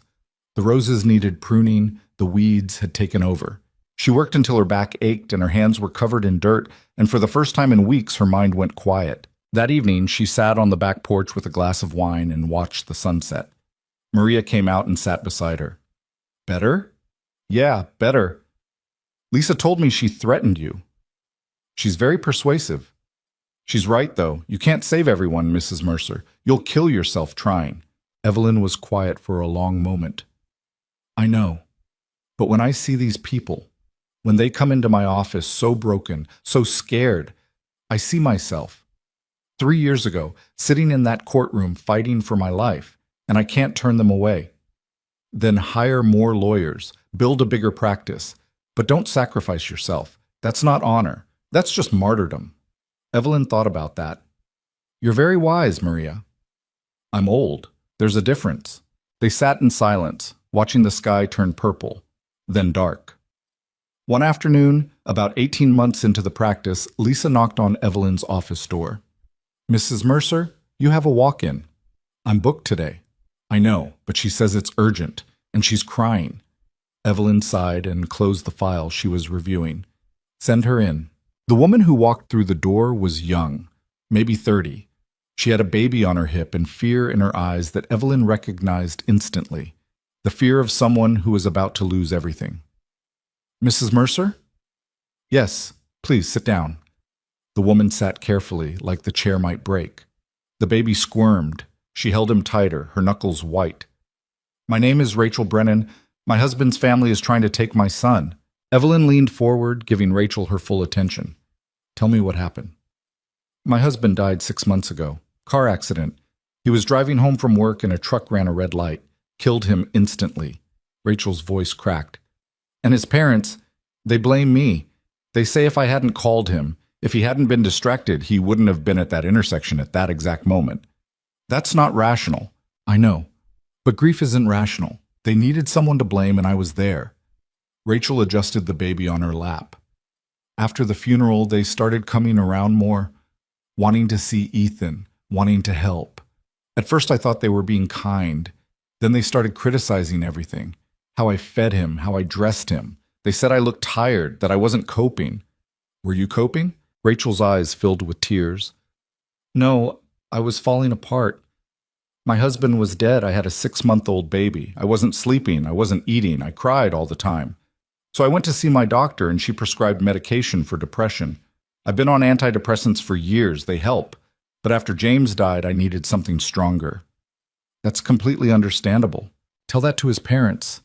They found out about the medication and lost their minds. Said I was drugged up, not fit to care for Ethan. They filed for custody 2 weeks later. Evelyn felt anger rise in her chest. On what grounds? Mental instability. Inability to provide adequate care. They have money, Mrs. Mercer. A lot of it. They hired one of the best family law attorneys in the state. And I have nothing. I can barely afford rent. I can't fight them. But I can't lose my son. The baby started to fuss. Rachel bounced him automatically. Years of motherhood in that simple gesture. Do you love your son, Rachel? More than anything in this world. And you're willing to fight for him? I'll do whatever it takes. Evelyn opened her laptop. Then let's get started. The case took 4 months and consumed Evelyn completely. Rachel's in-laws were wealthy, connected, and absolutely ruthless. They hired Marcus Killian, the same lawyer who'd represented Damien, the man who never lost. When Evelyn saw his name on the opposing counsel list, she almost laughed. You know him? Lisa asked. We've met. Is that good or bad? It's interesting. The first hearing was brutal. Killian brought in a psychologist who'd never met Rachel but testified extensively about postpartum depression, the dangers of medication, the risks to the child. He brought in a social worker who'd done a home visit and noted that Rachel's apartment was cluttered and she looked unkempt. Mrs. Brennan appears overwhelmed and potentially unable to meet the child's needs, the social worker testified. Evelyn stood for cross-examination. When you visited Mrs. Brennan's home, what time was it? 2 in the afternoon. And Mrs. Brennan had just come home from work, correct? I believe so. She works as a nurse, 12-hour shifts at the hospital. Is that correct? The social worker checked her notes. Yes. So she'd been working since 2 in the morning, came home, picked up her son from daycare, and you showed up unannounced to inspect her apartment. It was a scheduled visit. Scheduled by the grandparents, without informing my client of the specific time. So Mrs. Brennan had been awake for over 12 hours, worked a full shift saving lives, and you judged her for looking tired? I was assessing her ability to... You were assessing whether she looked pretty enough for you, whether her apartment met your standards of cleanliness. But you didn't assess whether the child was fed, healthy, happy. Did you? The social worker hesitated. The child appeared well cared for. More than appeared. According to your own notes, Ethan was clean, properly dressed, well-fed, and developmentally on track. Correct? Yes. So the only problem you found was that a single working mother who just lost her husband looked tired in her own home. Killian objected. The judge sustained it, but the damage was done. Evelyn spent the next 3 months building Rachel's case piece by piece. She brought in Rachel's therapist, who testified that Rachel was stable, compliant with treatment, actively working through her grief in healthy ways. She brought in Rachel's supervisor from the hospital, who said Rachel was an excellent nurse, reliable, compassionate, never let her personal issues affect her work. She brought in neighbors who testified that Rachel was a devoted mother, that they often heard her singing to Ethan, playing with him, that the sound of that baby's laughter filled the hallways. I've never once heard that child cry for more than a minute or two, one elderly neighbor testified. Rachel's always right there, day or night. That's a good mother. And then Evelyn did something Killian didn't expect. She called the grandparents to the stand.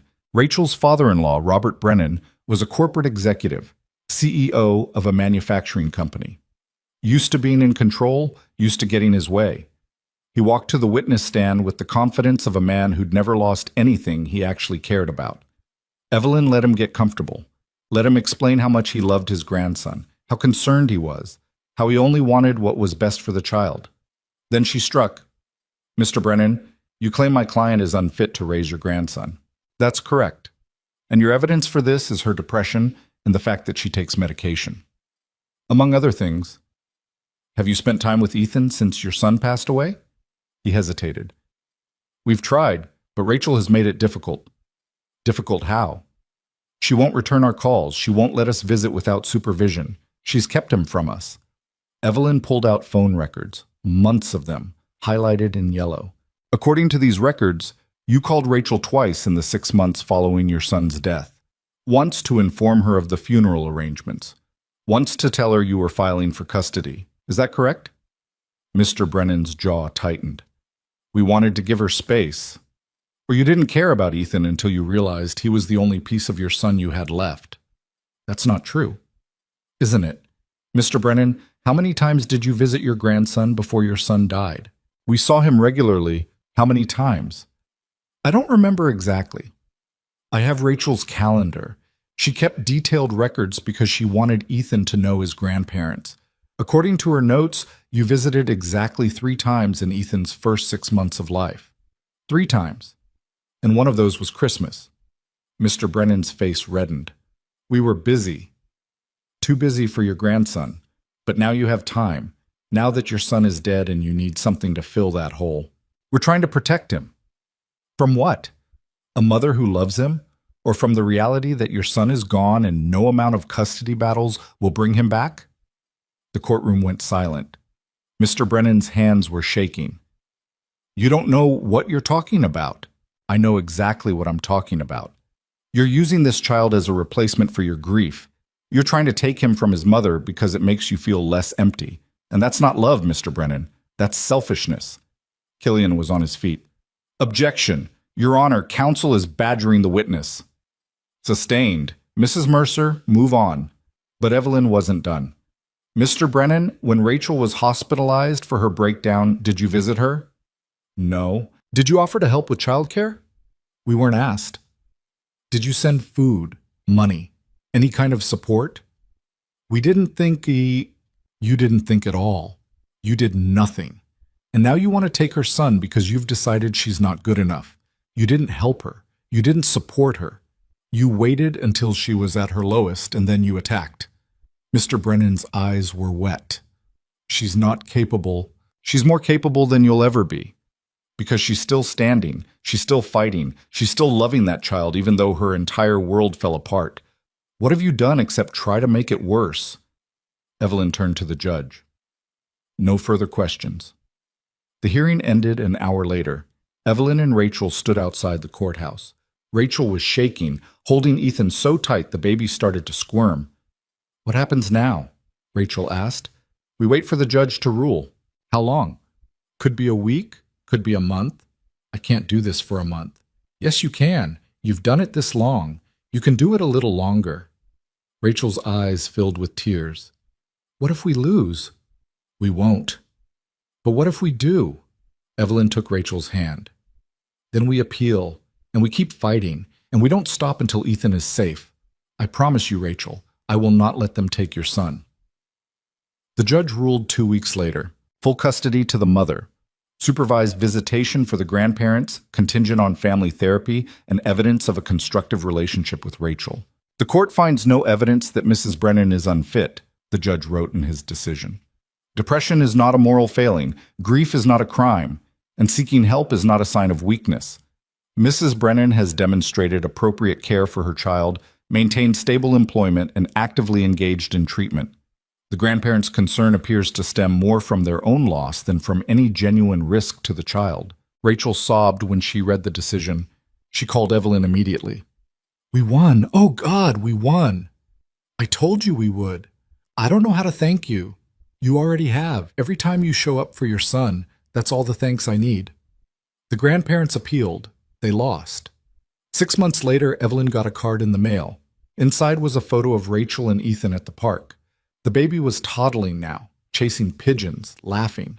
Rachel looked different, healthier, lighter. The card said, You gave me my life back. Thank you for believing in me when no one else did. Evelyn pinned it to the wall in her office. It stayed there for years. Damien showed up for his second annual meeting on a Tuesday afternoon in October. He looked better this time, healthier. His clothes fit properly. His hair was cut. He'd shaved. There was something different in his posture, less defensive, more settled. You look good, Evelyn said. Thanks. I've been working out, trying to get my life together. He sat down in the chair across from her desk. How have you been? Busy. The practice is growing. I've been reading about you. Some of your cases made the news. A few. That custody battle last month. With the grandparents. That was you, right? It was. Damien nodded slowly. You destroyed them. They were trying to take a child from a grieving mother. They deserved it. I'm not judging. I'm impressed. You're really good at this. I was always good at this. I just forgot for a while. They sat in silence for a moment. How's the job? Evelyn asked. Still boring, but I got promoted. I'm a regional manager now. That's great, Damien. Yeah, it is. The pay's better. Benefits are decent. I'm actually building something. He paused. I've been paying Dad back. I'm up to 12,000 so far.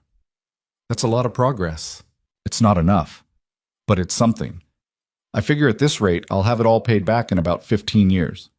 He laughed, but it was hollow. That's a long time. It's the time it takes. There's no shortcut. I know. He looked down at his hands. I wanted to ask you something. Go ahead. Why do you keep doing this, meeting with me, checking in? You don't have to. The trust is set up. The terms are clear. You could forget I exist. Evelyn leaned back in her chair. Because I don't want to forget you exist, Damien. You're still Victor's son, and whether I like it or not, you're part of my life, part of my story. Even after what I did to you? Even after. Damien looked at her for a long moment. I think about that trial sometimes, about the things I said, the things I accused you of, and I'm ashamed. Good. You should be. Do you forgive me? Evelyn considered that question carefully. Did she forgive him? She didn't know. The anger had faded, mostly, but forgiveness felt like too big a word for what she felt, more like acceptance, like understanding. I'm working on it, she said finally. That's fair. Damien took a breath. I met someone. Evelyn raised an eyebrow. A woman? Yeah, her name's Claire. She's a teacher, 3rd grade. She's really something, Evelyn. Tell me about her. She's smart, funny, patient. Way more patient than I deserve. She doesn't know who my dad was. Doesn't care about the money or the name. She just likes me. For me. That's wonderful, Damien. It is. But it's also terrifying because I don't want to screw this up. And I don't know how to be the person she thinks I am. Then be honest with her. Tell her who you were. Tell her who you're trying to become. And let her decide if that's enough. Damien was quiet. What if it's not? Then it's not. But at least you'll know. And at least you'll have tried. He nodded slowly. Did you ever forgive Dad? For what he did to you? The question hit Evelyn harder than she expected. She thought about Victor's letter, about the confession that had shattered everything she thought she knew about their marriage, about the 30 years she'd given up because he was too insecure to let her be powerful. No, she said quietly. I don't think I have. Do you think you ever will? I don't know. Maybe forgiveness isn't the point. Then what is? Moving forward, building something new. Not letting the past define everything that comes after. She looked at Damien directly. Your father made mistakes, terrible ones, but he also gave you a chance to change. He set up that trust knowing you'd probably fail, hoping you wouldn't, and so far you haven't. That counts for something. Does it count enough? That's up to you to decide. Damien stood. Thanks, Evelyn, for everything. You're welcome. He walked to the door, then turned back. I'd like you to meet her, Claire, if that's okay. I'd like that. Maybe dinner sometime? Just tell me when. He smiled, a real smile. Then he left. Evelyn sat alone in her office, thinking about forgiveness, about Victor, about whether she'd ever be able to let go of the anger she still carried like a stone in her chest. She didn't have an answer, but she was learning to live with the question. 3 years after the trial, Evelyn received an invitation in the mail. It was from a local women's shelter. They were hosting a fundraiser and wanted her to speak about her work, about the women she'd helped, about fighting for justice when the system tried to look away. We've heard about the work you do, the director said when Evelyn called her back. The women you help, the cases you take that no one else will touch.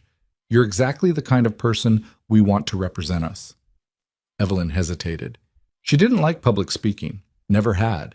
Even as a judge, delivering rulings from the bench had always made her nervous. "I'm not really a public speaker," she said. "You were a judge for 20 years. You argued cases before that. I think you'll manage." "I don't know what I'd say." "Tell your story, tell the truth. That's all anyone wants to hear." Evelyn agreed, though she regretted it immediately. The event was held in a hotel ballroom, 200 people, donors, activists, survivors, journalists. Evelyn stood backstage, her heart pounding so hard she thought it might explode, wondering what the hell she'd agreed to. Her hands were sweating, her mouth was dry. She'd written note cards, but they felt useless now. Lisa stood next to her. "You're going to be great." "I'm going to throw up." "You're not going to throw up." "How do you know?" "Because you faced down worse than this. You faced down Marcus Killian, twice. This is just talking. Talking in front of 200 people, who all want to hear what you have to say." The director of the shelter appeared, smiled warmly, and gestured to the stage. "You're up." Evelyn walked to the wings, her legs shaking. Then the director stepped onto the stage and took the microphone.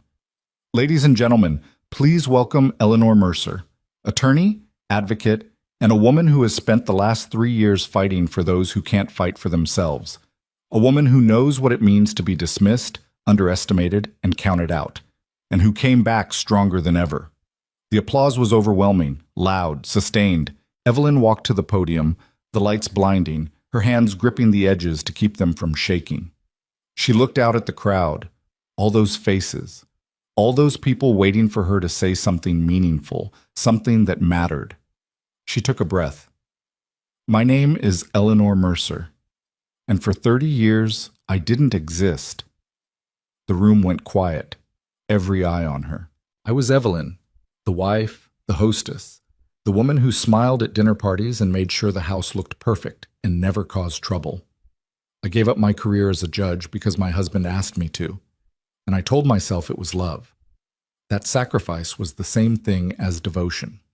She paused, her voice steadier now. "It wasn't." Someone in the front row gasped. "Love doesn't ask you to make yourself smaller.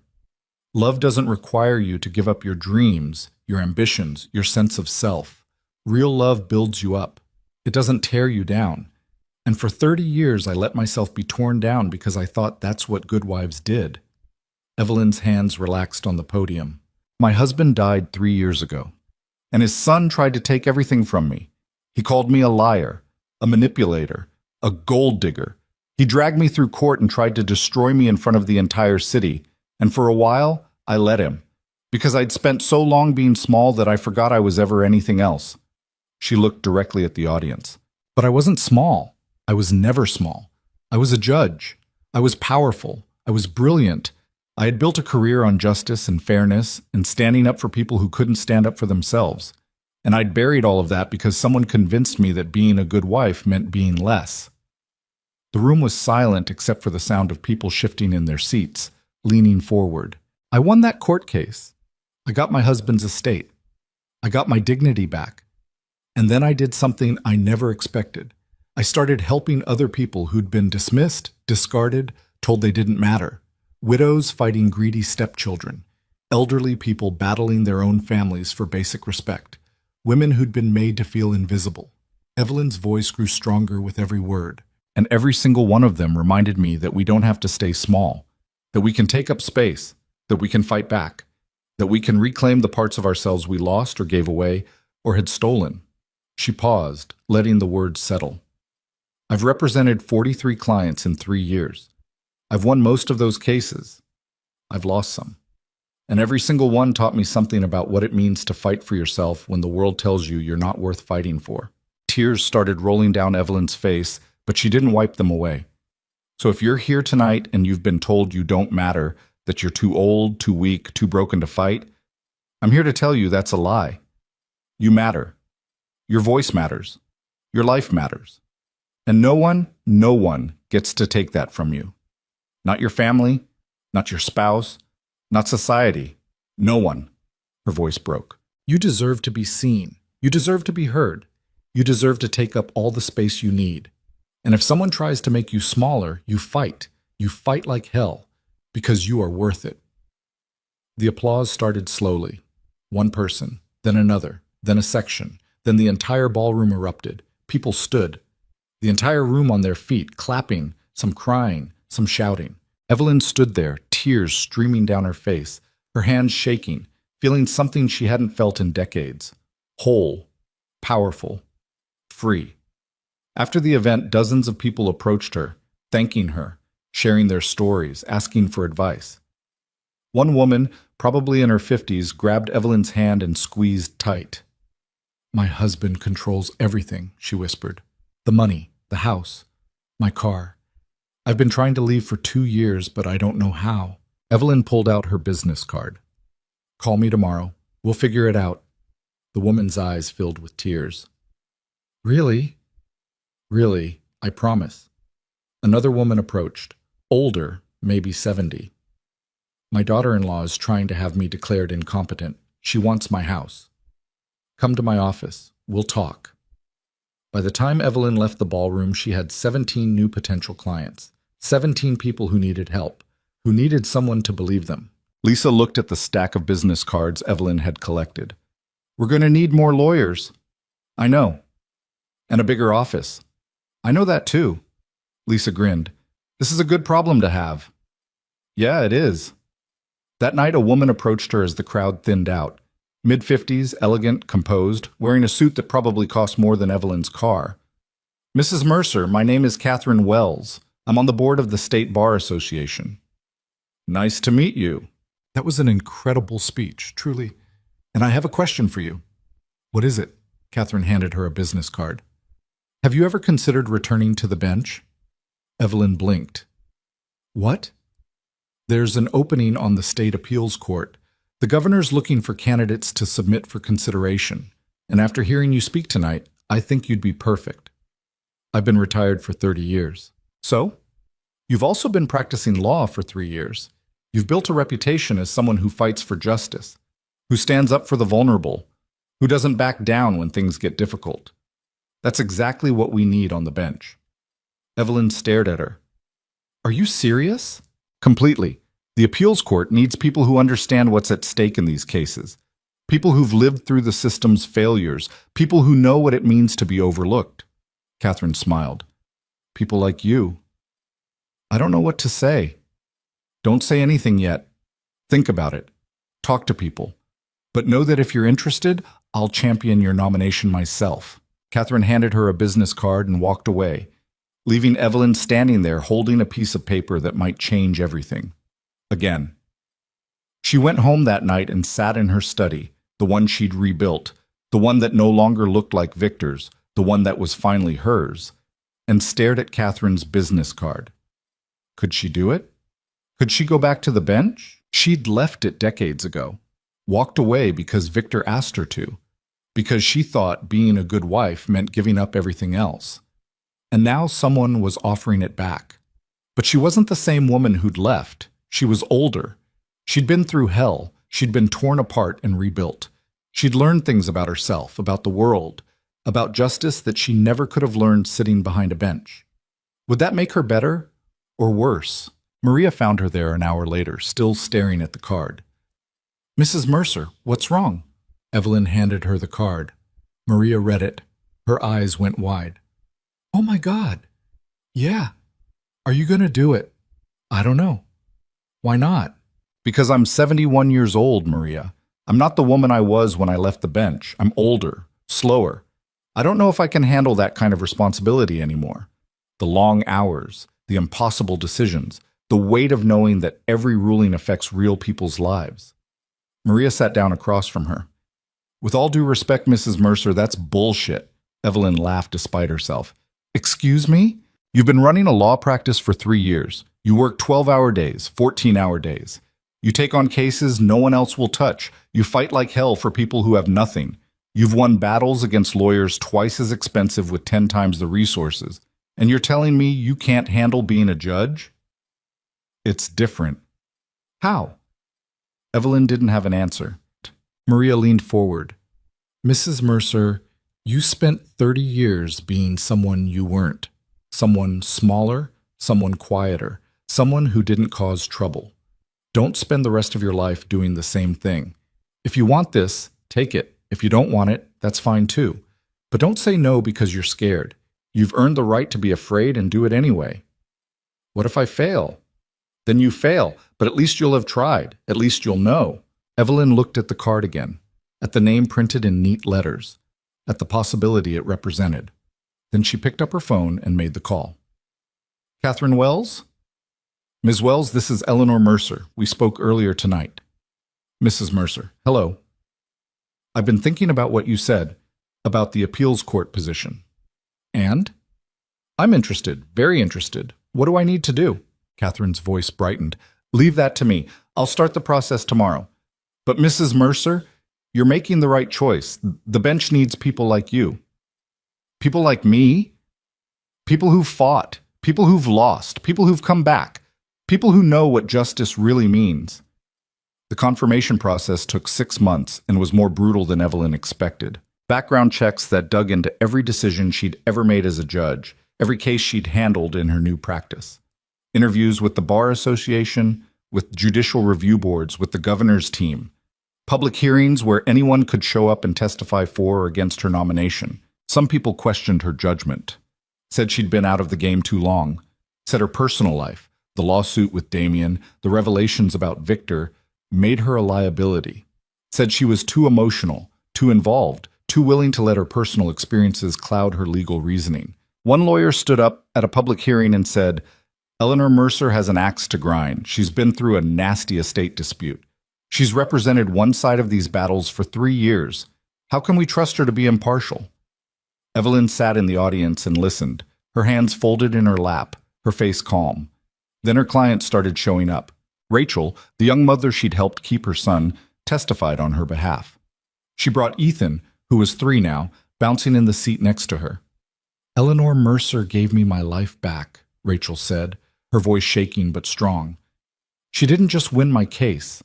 She reminded me that I was worth fighting for, that I wasn't crazy or broken or unfit. She saw me when no one else would. That's the kind of person who should be a judge. Raymond's son testified. My father died knowing that someone had believed him, that someone had fought for him. Mrs. Mercer did that. She gave him dignity. She gave him justice. The world needs more people like her making decisions, not fewer. A woman Evelyn barely remembered, a client from her first year, testified. My son tried to steal my house. He had lawyers and money and a plan. And I had nothing except Mrs. Mercer. She stood up for me when I couldn't stand up for myself. She won. And more than that, she made me believe I deserved to win. That's what justice looks like. By the end of the hearings, over 30 people had testified on Evelyn's behalf. Former clients, colleagues, even Marcus Killian sent a letter. While I have been on the opposite side of many cases from Eleanor Mercer, he wrote, I can say without reservation that she is one of the finest legal minds I have encountered. She is fair, thorough, and deeply committed to justice. The bench would be lucky to have her. The governor appointed her in November. Judge Eleanor Mercer, State Appeals Court. The swearing-in ceremony was held in the courthouse where she'd presided for 20 years before she walked away. The same building, different courtroom. She stood at the front, her hand on a law book, and took the oath. I do solemnly swear that I will administer justice without respect to persons, and do equal right to the poor and to the rich, and that I will faithfully and impartially discharge and perform all the duties incumbent upon me as judge under the Constitution and laws of the United States. So help me. She paused before the last phrase, then said it anyway. It was tradition. Even if she didn't believe it, it was part of the oath. The courtroom was packed.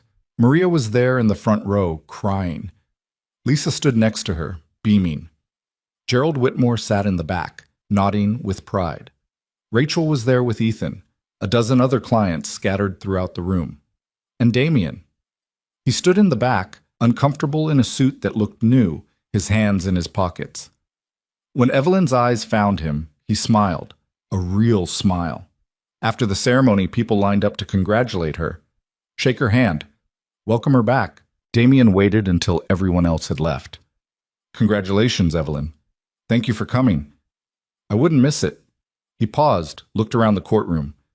This is where it all happened, isn't it? Where I tried to destroy you. Different courtroom, same building. Still, it It feels like coming full circle. Maybe it is. Damien looked at her directly. Dad would be proud of you. Evelyn thought about that. About Victor and his insecurities. About how he'd tried to make her small. About whether he'd actually be proud or just threatened all over again.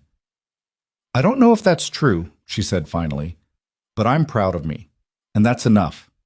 Damien nodded. Yeah, it is. He reached into his jacket and pulled out an envelope. I wanted to give you this. What is it? An invitation to my wedding next spring. Claire and I are getting married. Evelyn took the envelope, her throat tight. Damien, I'd be honored. There's something else. He took a breath.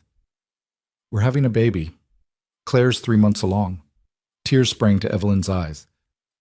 That's wonderful. We want to name him James, after Claire's father. But we were thinking, if it's a girl, we'd like to name her Eleanor, after you. Evelyn couldn't speak. She just stood there, tears rolling down her face. You don't have to answer now, Damien said quickly. I just wanted you to know. You've been more of a parent to me these past few years than anyone ever was, even Dad. You held me accountable. You gave me a chance. You didn't let me off the hook, but you also didn't give up on me. That means everything. Evelyn pulled him into a hug. He stiffened for a moment, then hugged her back. I'd be honored, she whispered, more than you know. They stood there for a long moment, stepmother and stepson, not fixed, not perfect, but healing. When they pulled apart, Damien wiped his eyes. I should go. Claire's waiting. Tell her congratulations from me. I will. He started to leave, then turned back. Evelyn? Yes? Thank you for not giving up on me, even when I gave you every reason to. That's what family does. He smiled and walked away. The first case Judge Eleanor Mercer heard on the appeals court was an estate dispute. Of course it was. A daughter fighting her mother's will, claiming undue influence, claiming the mother's second husband had manipulated her, claiming she deserved the inheritance because blood mattered more than marriage. Evelyn read the briefs carefully. Both sides. Every argument, every piece of evidence. She listened to the oral arguments. The daughter's lawyer argued passionately about family obligations, about the natural order of inheritance, about protecting children from predatory spouses. The husband's lawyer argued about autonomy, about the right to make your own choices, about love that didn't come with conditions. Evelyn asked questions, probing questions, about the evidence, about the timeline, about the mother's mental state.